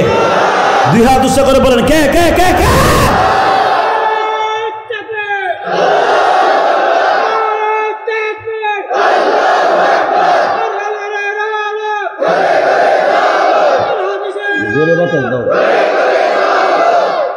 মারহাবা বলেন, আল্লাহু আকবার জোরে বলেন তো। আমি এখন দেখব বিশ্বনবীর প্রেমিক, মায়ের প্রেমিক কয়জন আছেন। আমি আপনাদের মতো একটা মায়ের পাগল বক্তা। কারণ 12 বছর বয়সে যাদের মা হারাইছে, 10 বছর বয়সে যাদের মা হারাইছে, 20 বছর 22 বছর 30 বছর বয়সে যারা মা হারাইছেন, তাদের মতো দুঃখমী এই মাহফিল আর কেউ নাই। এই জন্যই তো আমার নবীর আল্লাহ 6 বছর বয়সে মা হারাইছে। জীবনে কোনোদিন আমার নবী বাপ দেখে নাই। এই দুনিয়ায় যদি আপনার ছোটকালে বাপ মারা যায়, আপনার মতো দুঃখমী আর কেউ নাই, ঠিক না? বিশ্বাস করবেন না, আমি গতকালকে যেখানে মাহফিল করছি, ওই বাসায় আমি খাওয়া দাওয়া করছি। ওই বাসায় একটা ছেলে আমার বারবার বলতেছে, হুজুর, আপনাকে আনার পিছনে সবচেয়ে বড় অবদান আমার। আমি বললাম, কেন? হুজুর, আপনার মা বাবার ওয়াজটা যখন শুনি তখন বুকের মধ্যে আর ঠিক রাখতে পারি। হুজুর, আমি যেই রুমের মধ্যে ঘুমাই, আমি যে বছর মেট্রিকে পড়ি, মেট্রিক পরীক্ষার আগে আমার জনম দুঃখিনী মা প্লাস্টিকের একটা চেয়ার পাইতা, মার কিডনি 2টা বাদ হয়ে গেছে। মা আমার ওই প্লাস্টিকের চেয়ারে বসে চাকরানির মতো আমার পিছনে ডিউটি দিছে। আমার মা বারবার বলতো, বাবা রে, তুই যদি লেখাপড়া না করার ভালো রেজাল্ট করতে পারবি না, তোর আব্বু অনেক কষ্ট পাইব। বেজানরে আমার দিকে তাকাবেন আর চোখের পানি বেলায় কাঁদবেন গো বাবা। ওই ছেলেটা বলে, আমি যখন লেখাপড়া না করতাম, আমার মা আমারে বলতো, আজকে আমি শাসন করি বিদায় তুই আমারে বকা দেস, এমন একদিন আসবে তুইও বাবা হবি, তোর বিবিও মা হবে, আর সেদিন বুঝবি মা কেন শাসন করে।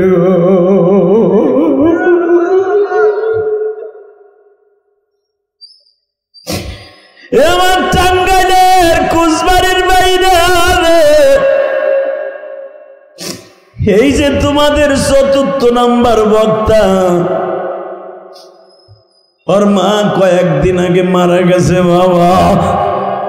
ওর মা যে মারা গেল, ওর কাছে জিজ্ঞেস করো আমাকে। আজকে বলে, হুজুর, আপনি যখন মার বয়ান করতেন মা থাকা অবস্থায় বুঝতে পারি নাই, এখন মা নাই, এখন বুঝি মা কি জিনিস রে মা।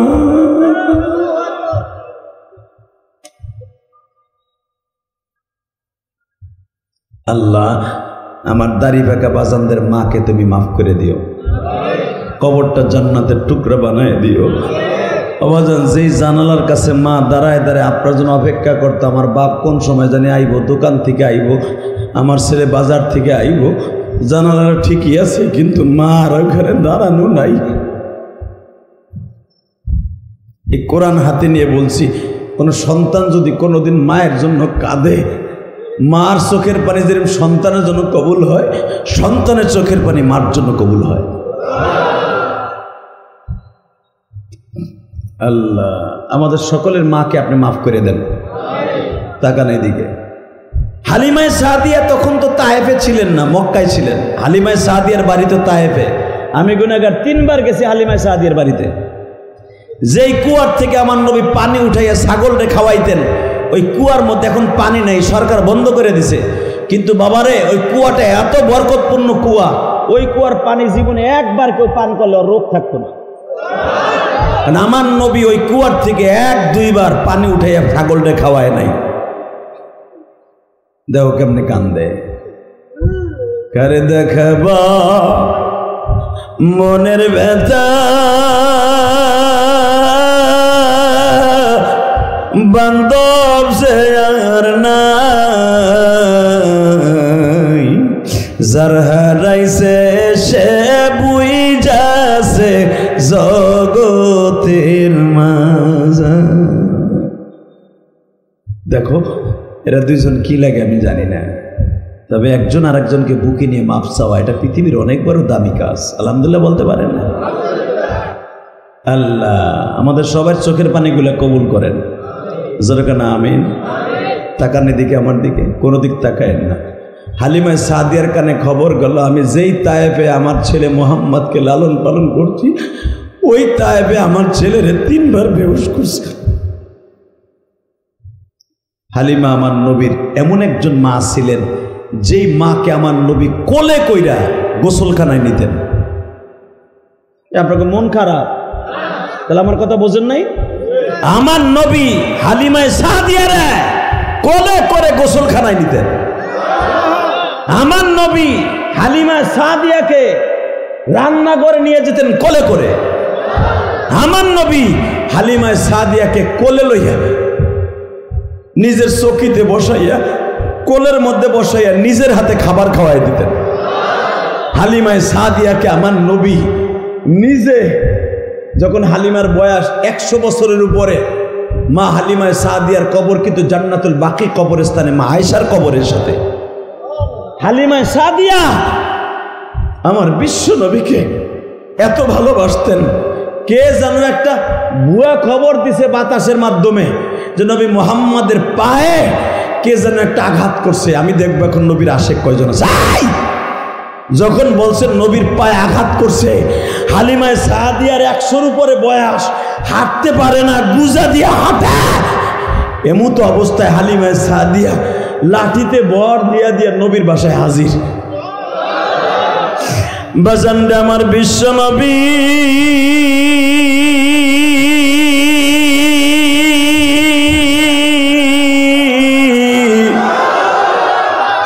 হালিমায়ে সাদিয়ারে দেখে বসা থেকে দাঁড়ায় গেছে। আমার দক্ষিণী মা এই সময় কখন আমার বাড়িতে,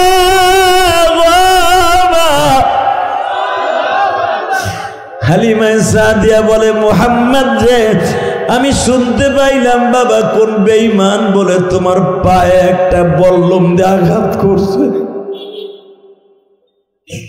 আমার নবী বলে, মা আপনি নিজেই তো অসুস্থ, আপনি কেন কষ্ট করে আসলেন? হালিমায়ে সাদিয়া বলে, বাবা রে, তুমি বুঝবা না, সন্তানের বিপদের খবর শুনলে মার কাছে কেমন লাগে।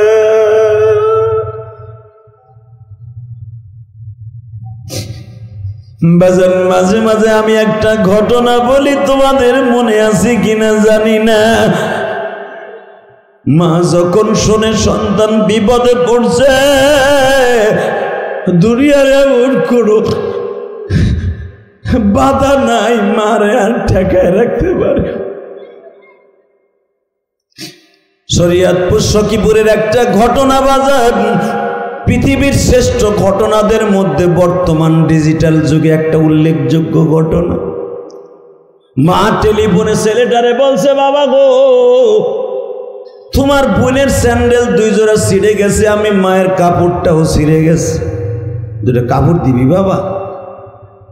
গরিব মায়ের সন্তান 2টা কাপড় লইয়া, বোনের জন্য 2 জোড়া স্যান্ডেল লইয়া লঞ্চে উঠছে। সদরঘাট থেকে লঞ্চে উঠা শরীয়তপুরের দিকে রওনা দিচ্ছে।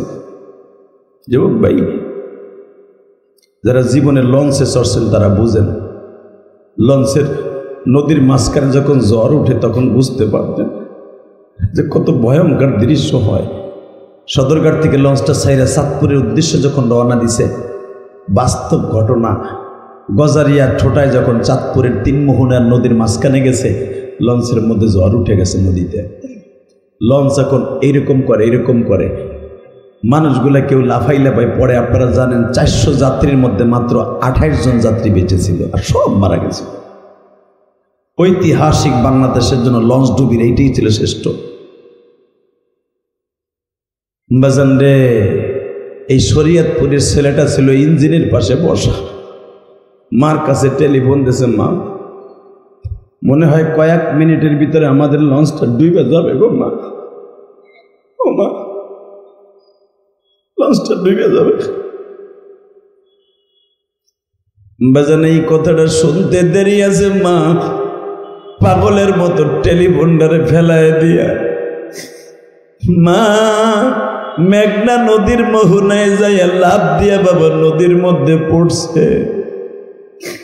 জনগণ জিজ্ঞেস করে, তোমার ছেলে কোথায় ডুবতেছে? চাঁদপুরে, আর তুমি এখানে কেন লাফাও? মা বলে, আমার একটা বার লইয়া যাবিনি, আমার জাদু কোথায় ডুবতেছে গো।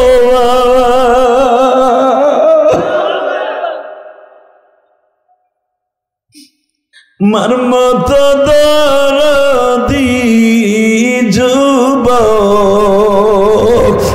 মার মতো দরদি যুবক এই জমিনে নাই।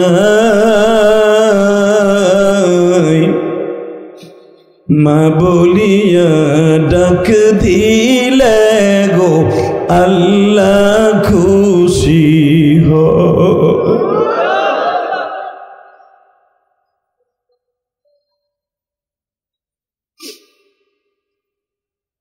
বাজান আমার দিকে তাকাও, যখনই দেখা গেছে জনগণে মহিলারা টাইনা নদীর থেকে উঠাইছে, আমি গুনাহগার।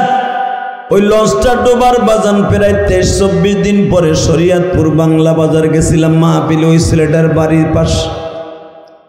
আমি যাইয়া দেখি বাজার,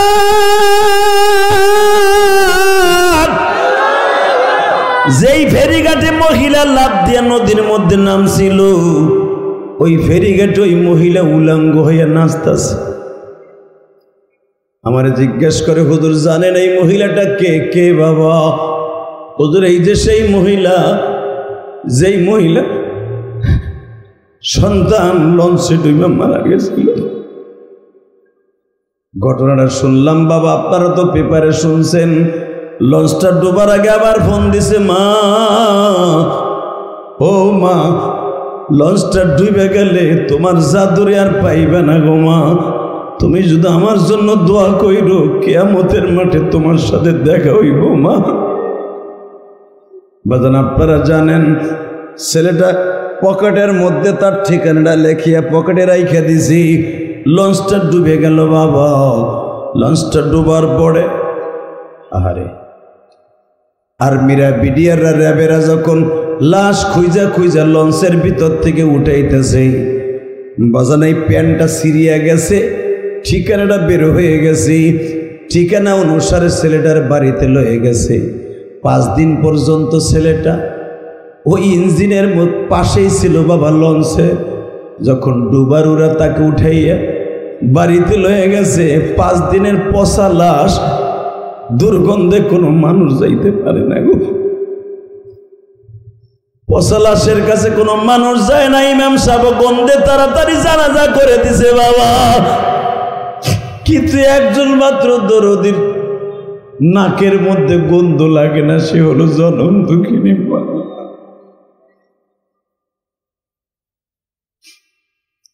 মা পচা লাশটারে বুকের মধ্যে নিয়ে একটা চিৎকার মারি আর বলে, বাবা রে, আমি কাপড় কিনতে তোরে আসতে বললাম, তুই এমন কাপড় পরে আমার বাড়ি আসলি যেই কাপড় পরলে আর কোনোদিন মার কোলে আসে না। বাজান ওই মেয়েটা একটা চিৎকার দিয়ে আল্লাহর বান্দিরা চিরদিনের জন্য পাগল হয়ে গেছে বাবা। যুবক, আমি তোমাদের কাছে একটা অনুরোধ করে যাই, এই পৃথিবীতে একটা মাত্র দরদি আছে, বিনা স্বার্থে তোমার আমার জন্য কষ্ট করছে, তার নাম জনম দুঃখিনী মা। ঠিক না বেটি? জোরে কোন, আরো জোরে। যারাই মায়ের কথা মনে করে চোখে 1 ফোঁটা পানি জমছে, এই কোরআন হাতে নিয়ে ওয়াদা করে গেলাম, সবার মা জাহান্নামে গেল, আপনার মা যাবে না। আমি আমার জীবনে এই 26 বছর ওয়াজের জীবনে কত পানি মায়ের জন্য ভাঙছি, কত মা আমার মায়ের জন্য কত চোখের পানি আমার এই চোখের দিয়ে বেয়ে বেয়ে ফেলাইছে। কেন জানেন? আমার মা তার লাল রক্তগুলা দুধে পরিণত করে আমি ইলিয়াসরে খাওয়াইছি, আব্বারে খাওয়াইছি। বাবা গরিব মানুষ ছিল, মায়েরে ভালো জিনিস খাওয়াইতে পারে নাই। আমি যখন যেই বাসায় খাবার খাইতেছিলাম, ওই বাসায় যাওয়ার পরে ইমাম সাহেব আমারে বললেন, ও বললেন, ওদের মা বাবার ওয়াজটা বেশি করবেন, তায়েফের ওয়াজটা একটু শোনাবেন। আমি মা বাবার তায়েফের ওয়াজ করতে গেলে পরের দিন আর বুকের ব্যথায় ওয়াজ করতে পারি না। কেন জানেন? আমার নবীর জীবনের সবচেয়ে কষ্টের ওয়াজ হলো তায়েফের, আর আমার জীবনের সবচেয়ে বড় ইতিহাসের ওয়াজ হলো মায়ের ওয়াজ। আমার মতো দৃশ্য পৃথিবীর কোন বক্তার জীবনে হয় নাই। কেন জানেন? আমার এই ওয়াজ ইউটিউবে যেমনি শোনেন, বাস্তবে একই সুরাত। কারণ আমি বাস্তব কথাটা বলি। আমার জনম দুঃখিনী মা আমাকে 12 বছর বয়সে যেই স্মৃতি রেখে গেছে, পৃথিবীর কোন আলেমের মা রেখে গেছে কিনা জানি না। আমার মা আমাকে মাদ্রাসায় ভর্তি করে দিয়ে তার কাপড়ের আসলটা আমার ঘাড়ের উপরে দিয়া মাফলাটের মতো বানাইয়া, আমার মা বারবার আমার কপালে 2 গালে চুমা দিত আর বলতো, আমার ইলিয়াস একদিন অনেক বড় আলেম হবে, অনেক বড় মুফাসসির হবে, আমি সেদিন মা থাকবো না, তখন তুই আমার কথা শুনে শুনে মানুষকে কাঁদাবি। বাবা, আমার মা যা বাস্তব বলে গেছে তাই হয়ে গেল। আমার মা বলতেন, ইলিয়াস একদিন তুই টাকার মালিক হবি, সেদিন আমি মা আর থাকবো না। ইলিয়াস তুই একদিন টাকার মালিক হলে মসজিদ মাদ্রাসা বানাবি, মসজিদ মাদ্রাসার মুসল্লি লইয়া আমি মায়ের জন্য দোয়া করবি। আমার মা কেমনে জানতো এই সমস্ত ইতিহাস? কারণ আমার মা এমন একজন আলেমের মেয়ে ছিলেন, যিনি ছিলেন আল্লামা শামসুল হক ফরিদপুরের হাতে গড়া ছাত্র আমার নানা। সুবহানাল্লাহ বলেন। আমার নানার কণ্ঠে আল্লাহ এমন জাদু দিয়েছিলেন, উনি কোরআন তেলাওয়াত করলে মানুষ, শুনছি দাউদ আলাইহিস সালামের জবানে জাবুর কিতাব শুনলে মানুষ 20 মাইল উপর দিয়ে কোনো পাখি উড়ে গেলে দাউদ আলাইহিস সালামের কণ্ঠে স্মৃতিমধু আকৃষ্ট হয়ে দরব দিয়ে নিচে নেমে যেতে পাখি। আল জিবালা মা ইউসাব্বিহনা বিল আসি ওয়াল ইশরাক। দাউদ আলাইহিস সালামের কণ্ঠের জাদুতে, মধুতে এমন হয়ে যেতেন, ওয়াল জিবালা মা, পাহাড় শুদ্ধা হেলতো আর দুলতো। কণ্ঠে এত জাদু দিয়েছিলেন দাউদ আলাইহিস সালামকে আল্লাহ। এই পৃথিবীতেও আমার বাংলার জমিনে অনেক কোরআনের কারি আছে, যাদের কণ্ঠে আল্লাহ এত মধু দিছে, তারা কোরআন তেলাওয়াত করলে মানুষ পাগল হয়ে যায়। এই যে আমার দেশে তুরস্ককে হাজার হাজার তুরস্ক প্রার্থীকে পিছনে ফেলে আমার দেশের ছেলে আবার ফার্স্ট প্রাইজ নিয়ে আসছে। কথা বলেন না কেন? আমাদের ধর্ম উপদেষ্টা তাকে রিসিভ করেছে, মামুনুল হক রিসিভ করেছে বিগত সরকারের আমলে। সাকিব বাল হাসান, এই বাল হাসান আইলে সেঞ্চুরি করে প্রধানমন্ত্রী নিজে বিবৃতি দিতেন, স্বর্ণের কত কিছু দিতেন। হালাকে যারা কোরআনের প্রাইস নিয়ে পৃথিবীতে আসে, ফার্স্ট প্রাইজ লইয়া লক্ষ লক্ষ টাকা বাংলাদেশের রেমিটেন্স নিয়ে আসে, তাদেরকে নিয়ে একবারও কেউ কথা বলে না। কথা বলে না কেন? তোমরা কথা না বলতে পারো, আমরা আশেকে রাসূল, আশেকে কোরআনরা কথা বলবো। কোরআনের বিরুদ্ধে, মাদ্রাসার বিরুদ্ধে যতই ষড়যন্ত্র হোক, দাঁত ভাঙ্গা জবাব দিব। রাজি আছো না নাই? কে কে রাজি আছো? আল্লাহকে দুই হাত তুলে দেখায় দাও। আজকে নভেম্বরের 1 তারিখ, সারা দুনিয়া দেখায় দাও টাঙ্গাইলের মুসলমান, নভেম্বরের 1 তারিখ 2024 সালে ওপেন চ্যালেঞ্জ করো, কোরআনের পক্ষে, আল্লাহর পক্ষে, নবীর পক্ষে যারা কথা বলবে, তাদের বিরুদ্ধে যারা কথা বলবে, ওরে দাঁত ভাঙ্গা জবাব দিব। কে কে রাজি আছো? আল্লাহকে তাকবীর ধ্বনি দিয়ে দেখায় দাও।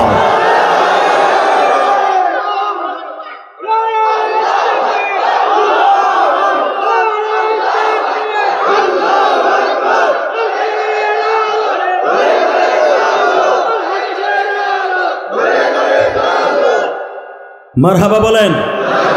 এ টাঙ্গাইলের যুবক, যারাই পৃথিবীতে কোরআনের সম্মান দিয়েছে, তাদের সম্মান বাড়ছে ছাড়া কমে নাই। কথা বলেন না কেন?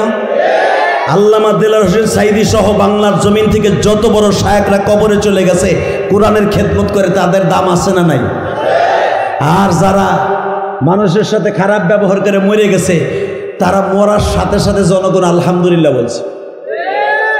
মরার পরে যদি কেউ আলহামদুলিল্লাহ বলে, মনে করতে হবে ওর মরণটা বেশি ভালো না। শুধু একটা কথা বলবেন, ওই মরণটাই মরতে চাই যেই মরণ মরার সময় কেউ আলহামদুলিল্লাহ না কয়। মারহাবা বলেন তো, আল্লাহু আকবার বলেন। তো যদি কখনো দরকার হয় কোরআনের পক্ষে আন্দোলনের ডাক আসে, রাজি আছেন না নাই? দীপ্ত কণ্ঠে এই বজ্র মুষ্টি ধারণ করে প্রত্যেকটা বেঈমানকে বুঝাই দেব, আমরা আশেকে রাসূল, আশেকে কোরআন। ইনশাআল্লাহ। কিন্তু আমার সাথে ওয়াদা দেন বাবা, এই রাত 11টার ওভার হয়ে গেছে, 9:30 স্টেজে উঠছি। কিন্তু একটা কথা বলবেন, জমিন যতদিন আছে আল্লাহর হুকুম ততদিন চলবে। কি হুকুম চলবে? কার? না মানুষের? কোন দলের হুকুম কার চলবে? যদি মানুষের হুকুম চালাইতে চায়, আল্লাহর হুকুম প্রতিষ্ঠার জন্য যা লাগবে তাই করব। রাজি আছেন? হে চাচা, শুধু একটা কথা মনে রাখবেন, মৃত্যুর সময় থাকবে আমার কোরআন, মৃত্যুর সময় থাকবে আমার নবীর ভালোবাসা, মৃত্যুর সময় থাকবে আমার বালিশের পাশে আমার বিশ্ব নবী। ওই নবীকে ছাড়া, কোরআন ছাড়া অন্য কিছু মানি না, মানি না, মানি না, মানি না, মানতে পারি না। ইনশাআল্লাহ। শুধু আমার সাথে একটা ওয়াদা দিবেন, এই দুনিয়ায় যারাই আল্লাহর পাগল, এরাই নবীর পাগল, এরাই নামাজের পাগল, এরাই মসজিদ মানসার পাগল। কথা কি বাস্তব না বাস্তব? মসজিদের পাগল ছিলেন বেলাল, মসজিদের পাগল ছিলেন জায়েদ, মসজিদের পাগল ছিলেন আবু বকর, মসজিদের পাগল ছিলেন হযরত ওমর। এই জন্য হযরত ওমর সেই মদিনার থেকে দামেস্কে যাইতেন মসজিদ পরিষ্কার করতে। সুবহানাল্লাহ, বোর কাছে যাই কইও। আর আমাগো দেশের অনেক আল্লাহর ওলিরা আছে, মসজিদের সভাপতি হইয়া ইমাম সাহেবরে কয়, আপনার মসজিদের ফ্যান নষ্ট কে, ফ্যানে ময়লা কে? ওই সভাপতিরে নাক মুখ ফাটা হালাবা মুসল্লিরা মাইরা। কথা বলেন না কেন? তুমি মসজিদের সভাপতি না, তুমি মসজিদের খাদেম। মসজিদের খাদেম ইমাম সাহেব নয়, মসজিদের খাদেম শুধু তার নামাজের ডিউটি, এইটুকু হলো খাদেম। মসজিদের ফ্যান মোছা, মসজিদ ঝাড়ু দেয়া, এগুলো হলো কমিটির কাজ। এটা আমি বলি নাই, বিশ্বনবী বলে গেছে। এই জন্যই তো হযরত ওমর খলিফাতুল মুসলিমিন হওয়ার পরেও মসজিদ ঝাড়ু দিতেন। আর ওমর বলতেন, যে ব্যক্তি মসজিদ ঝাড়ু দেবে ঝাড়ু হাতে নিয়ে, আল্লাহ তাকে জান্নাত পরিষ্কার করে দিবেন, তার ঠিকানা জান্নাত দিয়ে দিবেন। এই যে মাঝে মাঝে আমার যুবক ভাইরা মসজিদে ঢুকবেন, স্কুল কলেজের বন্ধুরা ঢুকে দেখবেন কোন টাইলসটা অপরিষ্কার, পারলে আপনি আপনার দামি রুমাইল দিয়ে মুছে দিবেন। যে ব্যক্তি মসজিদকে সুন্দর মুছে দেয় আল্লাহ তাকে জান্নাত দুনিয়া থেকে দেখাইয়া লয়ে যায়। সুবহানাল্লাহ, আরো জোরে কোন। তাহলে মসজিদের খিদমত করলে লাভ না লস? হ্যাঁ, আমি চাই আমি আমার মায়ের জন্য আমার জীবনের সর্বোপরি শক্তি দিয়া আমার কষ্টের টাকা দিয়া একটা মসজিদ বানাইছি ঢাকা কেরানীগঞ্জ। দেখে আসবেন, বানানো গল্প আমি মারি না। আমি যেই মসজিদের এখন খেদমত করি অর্থাৎ জুমা পড়াই, আমার নিজের কষ্ট রক্ত পানি করা মসজিদে এখন আমি জুমা পড়াই, ইউটিউবে দেখে নিন, কারণ আমার মসজিদের জুমার বয়ান প্রতিদিন বের হয়। আজকের জুমার বয়ানও আধা ঘন্টা পরে বের হয়ে গেছে, দেখে নেবেন। অনেক সুন্দর একটা মসজিদ করছে, আলহামদুলিল্লাহ বলেন। কেন করছি জানেন? একমাত্র আমার জনম দুঃখিনী মা ইন্তেকালের আগে বলছেন, ইলিয়াস রে যদি পারস বাবা একটা মসজিদ বানাইস। তোর নানার কাজ ছিল মসজিদ গড়া, মসজিদ ভাঙা না। আমি মাও বলে গেলাম, তুই যদি তোর নানার মতো আলেম হস তাহলে একটা মসজিদ বানাইস। বাবা 4 কোটি টাকা খরচ করে আল্লাহ পাক আমার এদের একটা মসজিদ বানাইছে।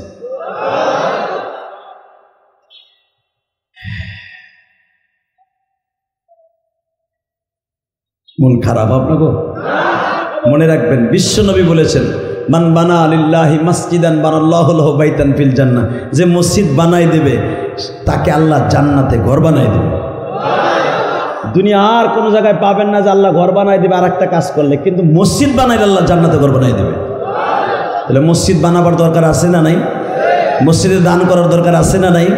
যদি মসজিদে দান করার ইচ্ছা আপনার অন্তরে থাকে, আমি ওয়াদা করে গেলাম আপনার জনম দুঃখিনী মা, আপনার জনম দুঃখিনী বাবা জান্নাতে যাবে ইনশাআল্লাহ। হ্যাঁ,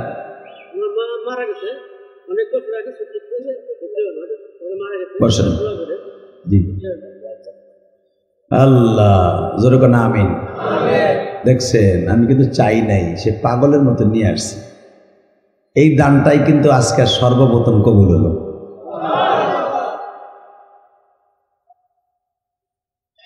যারা চাওয়ার আগে নিয়ত করে বসে থাকে যে আমি আল্লাহর ঘরে দিব, আল্লাহর ঘর কারো ব্যক্তিগত ঘর নাই। কিসের খাপাড়া কি মোল্লাপাড়া কি শেখপাড়া, মসজিদ সব সমান।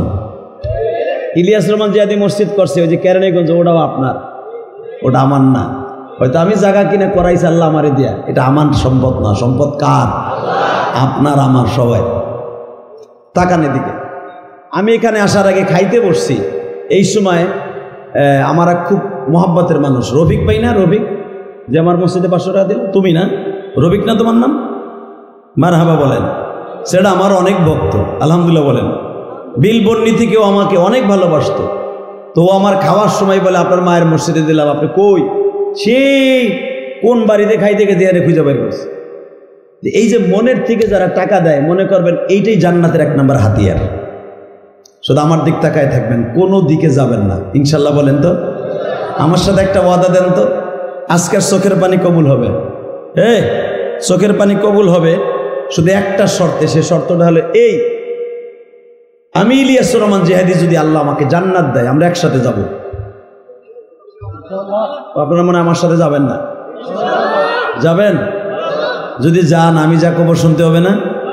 আমার কয়জন বন্ধু লাগবে, হাত উঁচা করে দেখান তো। মোনাজাত না করে কেউ যাবে না। উঠেন উঠেন। আর টাকা পয়সা দিতে হবে না। হাত উঁচা করতে, আমার সাথে মোনাজাত করতে আপনার টাকা পয়সা দিতে হবে না। খালি কন আল্লাহ, মোনাজাত না করে আমরা এই ময়দান কেউ ছাড়বো না ইনশাআল্লাহ। মোনাজাত করবো এই মা হারা ইলিয়াসের সাথে, আমার মায়ের জন্য দোয়া করে বিদায় নিব। নামান হবে। শুধু একটা কথা আমার সাথে বলবেন, 5 ওয়াক্ত নামাজ কে কে পড়বেন?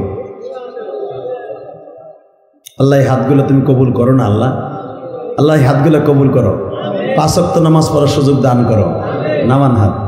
2 নম্বর একটা কাজ করবেন বাবা, সে কাজটা হলে এই, যতদিন বাঁচবেন, যাদের মা বেঁচে আছে, প্রতি সপ্তাহে প্রতিদিন প্রতি 5 ওয়াক্ত নামাজে যখন যাবেন, মার কাছে বইলা মার হাতে একটা চুমা দিয়ে যাবেন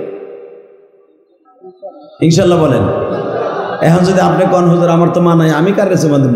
আপনার মা নাই, এই যে কথাটা বলে যে চোখের পানি ছেড়ে দিবেন, আল্লাহ আপনার মায়ের কবরের সাথে সাথে মাফ করে দিবে। আর আমার নবী বলেছে, হুমা জান্নাতুকা ওয়া নারুকা, মা বাবা জান্নাত, মা বাবা জাহান্নাম। মা বাপরা যদি খুশি করতে পারস, আমি রব্বে কারিম তোকেও জান্নাত দিয়ে খুশি করে দেব। কারণ তোর মা বাবা জান্নাত, তোর মা বাবা জাহান্নাম। শুধু একটা কথার উত্তর দিবেন, মা বাবাকে ভালোবাসতে যেয়ে যদি জীবনও দিতে হয়, রাজি আছেন না নাই? না বউরে ভালোবাসতে যেয়ে জীবন দিবেন? অনেকে আছে বউর সাথে রাগ করে গলায় রশি দেয়। এইটা কি ভালোবাসা না কাপুরুষত্ব? হ্যাঁ রে বাবা, অনেক প্রবাসী আছে লাইফে বউরে রাইখা ওই যে গেলাম তোর ভালোবাসার পরীক্ষা দিয়া। ওরে আমার খাটাসের বউ, খাটাস রে, কুত্তা কোথাকার, কথা কর না কেন? হে কুত্তা, 3 কথার মাল পানি বউ, এইটা সারবি আর একটা বিকেল বেলা আনবি। চাচা কয় হ্যাঁ ঠিক, চাষি শুনলে দিব না আজকে তোমার খাতার নেছে বলতে। হে মুসলমানের বলা, 3 কথা, 1 2 3, 1 2 3, এই 3 কথার জিনিস হলো বউ। কথা কর না কেন? এইটারে লাইফে রেখেছে, লাইফে রেখে গলায় রশি দেয়, বিষ খায়। ওর মতো হতবাগা, দজবাঙ্গা, ওর মতো সবচেয়ে বড় বদমাইশ, কাপুরুষ, হিজলা আল্লাহর জমিনে আর থাকতে পারে না। বেটা বউ ভালো না, বউর সামনে বিয়ে করে আর একটা লইয়ে বিবকেল বেলা দেখবি হাউরের মেয়ে কেমনে ঠায়। ঠিক না? না এই কাম করেন না, মহিলারা আমারে বকবো। ও যে বেটা এমনি আমার মগায় টেলিফোনে কথা কই আর আইটা নিয়ে আসতেছে, আবার আর একটা লইয়ে বনে ওর কথা হই না। না মা, রসুল বলেছেন বিয়া 4টা করা যাবে, আল্লাহ বলেছেন 4টা করা যাবে, কিন্তু যদি একটা সেরকম হয় যে স্বামী স্ত্রীর ভিতরে এমন যে একজন দিয়ে 4 জনের কাজ হয়ে যায়, তখন আল্লাহ পাক বলছেন বিয়ে করা লাগবে না, একটা যথেষ্ট। আলহামদুলিল্লাহ বলেন। আর আমাদের দেশের মহিলারা আল্লাহ শুকর 4 জনে 1 জনের কাম করে।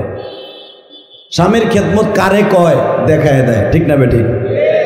স্বামীর কাছে তেমন বায়না ধরে না, স্বামীরে রাইখা অন্য পুরুষের সাথে ইটিস পিটিস করে না। কত সুন্দর আমার মা বোনেরা, এরা সব রাবেয়া বসরি। অতএব আপনাকে বিয়ে করার দরকার নয়, একটাই নিয়েই থাকেন। চাষিরা এখন কি খুশি হইব জানেন?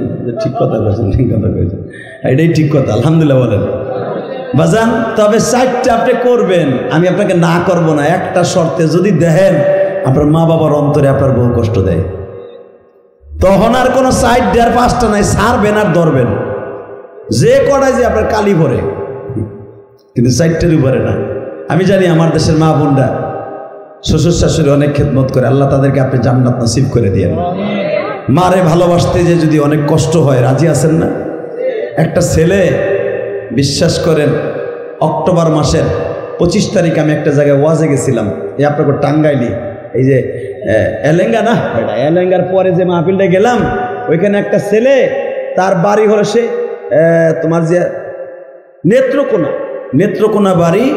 ওই মাহফিলে যখন আমি গেছি মির্জাপুর, যাওয়ার পরে ওই ছেলেটা আমার কাছে আসছে, এসে বলে হুজুর আমি আপনার মতো মার ভক্ত। আমি বললাম কি করছো মার লেগা? বলে হুজুর আমার মার যতদিন বাইচা ছিলেন, আমার মা প্যারালাইজ ছিলেন, আমার মায়ের পায়খানা প্রস্রাব আমি পরিষ্কার করতাম। হুজুর লজ্জার কথা, আমার মা বাথরুমে যাইতো, প্লাস্টিকের একটা চেয়ার কিনে দিছিলাম, ওই যে প্লাস্টিকের চেয়ারে বাথরুম করে না হুজুর, ওই প্লাস্টিকের চেয়ারে মা বসতে যে পড়ে যেতে চাইতো, মার বাথরুম ওই চেয়ারে লেগে যাইতো। আমার বউরে ধুইতে কইলে ধুইতো না। আমি প্রতিদিন আমার মায়ের এই চেয়ারটারে উস্কুনের ভিতরে নিয়ে প্রতিদিন আমি সার্ফ এক্সেল দিয়ে ধুইয়া রোদ্রে শুকাই আবার রেখে দিতাম, যেন আমার মা দুর্গন্ধ না পায়। হুজুর আমার মা আজকে আমার দুনিয়ায় নাই। আমি বললাম এটা কইরে কি তুমি ভাবছো জান্নাত কিনে এলাইছো? বলে না হুজুর। আমি বললাম তোমার জিন্দিগি সব দিয়েও যদি মার একটা ফোঁটা দুধের ঋণ শোধ করতে যাওয়া সম্ভব না। একথা বলি আমার হাতটা চুমা দিয়ে বলে হুজুর আমি মাঝে মাঝে আমার মায়ের হাত চুমা দিতাম, আজকে আমার মা নাই, আপনার হাতটা চুমা দেই। আমি আমার হাত চুমা দিলে লাভ নাই, মায়ের হাত যে চুমা দিছো তুমি মনে করছো হজরে আসওয়াদ চুমা দিছো। ভাই আমিও তোদেরকে বলে যাব ওই হাদিসটাই, যে মাঝে মাঝে মায়ের হাতটা চুমা দিস, বাবার হাতটা চুমা দিস, বাবার কপালে একটা চুমা দিস, মার কপালে চুমা দিস, তোর কবুল হজের সব হয়ে যাবে। এ জুতাওয়ালা ভাই, একটু আগে কথা দিস তুই যাবি না, মনে রেখে যাইস না দাদা ভাই, তুই দি তাবিজ গলায় দিস, তুই মনে মাহফিল কমিটির লোক, তুই কই যাস? আলহামদুলিল্লাহ বলেন, মারহাবা বলেন তো। 30টা সেকেন্ডে একটা যুবক এখানে বলতে পারবেন হুজুর আমি কালকে যে দেবো কি দিব না ওটা পরে, আমি এই মাহফিলের ভিতরে আমার বাপরে কপালে একটা চুমা দিয়ে দেখাই দিব আব্বার আমি অনেক ভালোবাসি। যদি এমন কোনো যুবক এখানে থাকেন, আমিও তোমার সাথে ওয়াদা করলাম, তুমি জান্নাতে গেলে আমার নিয়ে যাবে, আমি গেলে তোমার নিয়ে যাবো। 30 সেকেন্ডে দাঁড়াও তো। কোন যুবক আছো তার বাবাই মাঠে আছে? দাঁড়াও তো। কার কার বাবাই মাঠে আছে? দাঁড়াও তো। দাঁড়াও, দাঁড়াও বেটা, দাঁড়াও। কার বাবাই মাঠে আছে? দাঁড়াও, দাঁড়াও, তোর পাও ধরছি, দাঁড়া। এই এই যুবক দাঁড়া, তোর জীবন এখন ধন্য হয়ে যাবে। কার বাবাই মাঠে আছে? দাঁড়া। আমি বলবো, দাঁড়াই থাকো, দাঁড়াই থাকো। কার বাবাই মাঠে আছে? দাঁড়াই থাকো। বাপগুলা খারাপ, যে ছেলেগুলা দাঁড়াইছে বাপগুলা দাঁড়ান, বাপগুলা দাঁড়ান, বাপগুলা দাঁড়ান, বাবাগুলা দাঁড়ান না। দেখাই দেন না আপনার ছেলেকে, আপনি বাইজিদ বুস্তামি বানাই দিবেন। দুনিয়ার কোনো দোয়া কবুল না হলে মা বাবার দোয়া কবুল হয়ে যাবে। এই হাজার হাজার মানুষের সামনে আপনার ছেলেটা দৌড়ে আসবে, আরে বুকের মধ্যে নিয়ে কপালে চুমা দিয়া অন্তত 5টা মিনিট ছেলেটারে চোখের পানি দিয়া খুশি করে দিবেন, আপনার দোয়া ডাইরেক্ট কবুল হয়ে যাবে। দে যুবক, দৌড় দে, দৌড় দে, বাপরে বুকের মধ্যে নিয়ে দৌড় দে, দৌড় দে, দৌড় দে, দৌড় দে, দৌড় দে, দৌড় দে, ছেলেটা দৌড় দে। এই বাপটা দৌড় দাও না, বাপ ছেলে একসাথে চিল্লাওয়ার কান্দ, বাপ ছেলে একসাথে চিল্লাওয়ার কান্দ, বাপ ছেলে একসাথে চিল্লাওয়ার কান্দ, মার মেয়ে একসাথে বুকি নিয়ে কান্দ, মার মেয়ে একসাথে বুকি নিয়ে কান্দ, বাবারে বুকের মধ্যে নিয়ে মাপ চাও, বাবারে বুকের মধ্যে নিয়ে কপালে একটা চুমা দাও, সাইরো না 5টা মিনিট বাবারে বুকে জড়াই ধরে থাকো। দেখো বাবার বুকটা কত প্রেমিক রে,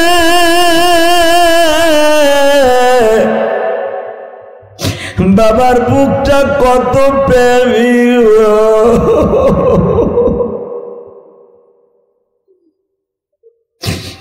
আল্লাহ যাদের বাবা নাই তাদের চোখ ভরা পানি,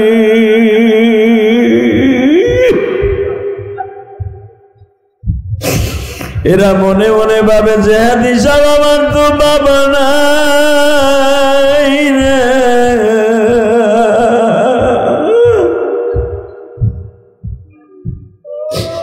মহিলা প্যান্ডেলে অনেকে ভাবতেছে আমার তো মা নাই, আমি কার কাছে যাই মাপ চাই।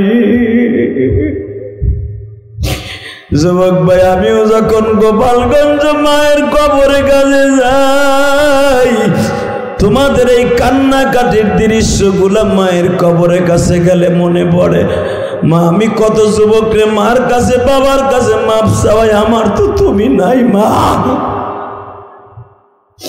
আল্লাহ যাদের বাবা মা নাই তাদের বাবা মাকে মাফ করে দাও আল্লাহ, কবরটা জান্নাতের বাগান বানায় দাও। বসো ভাই বসো, ওইখানেই বাবারে নিয়ে কোলে করে বসো।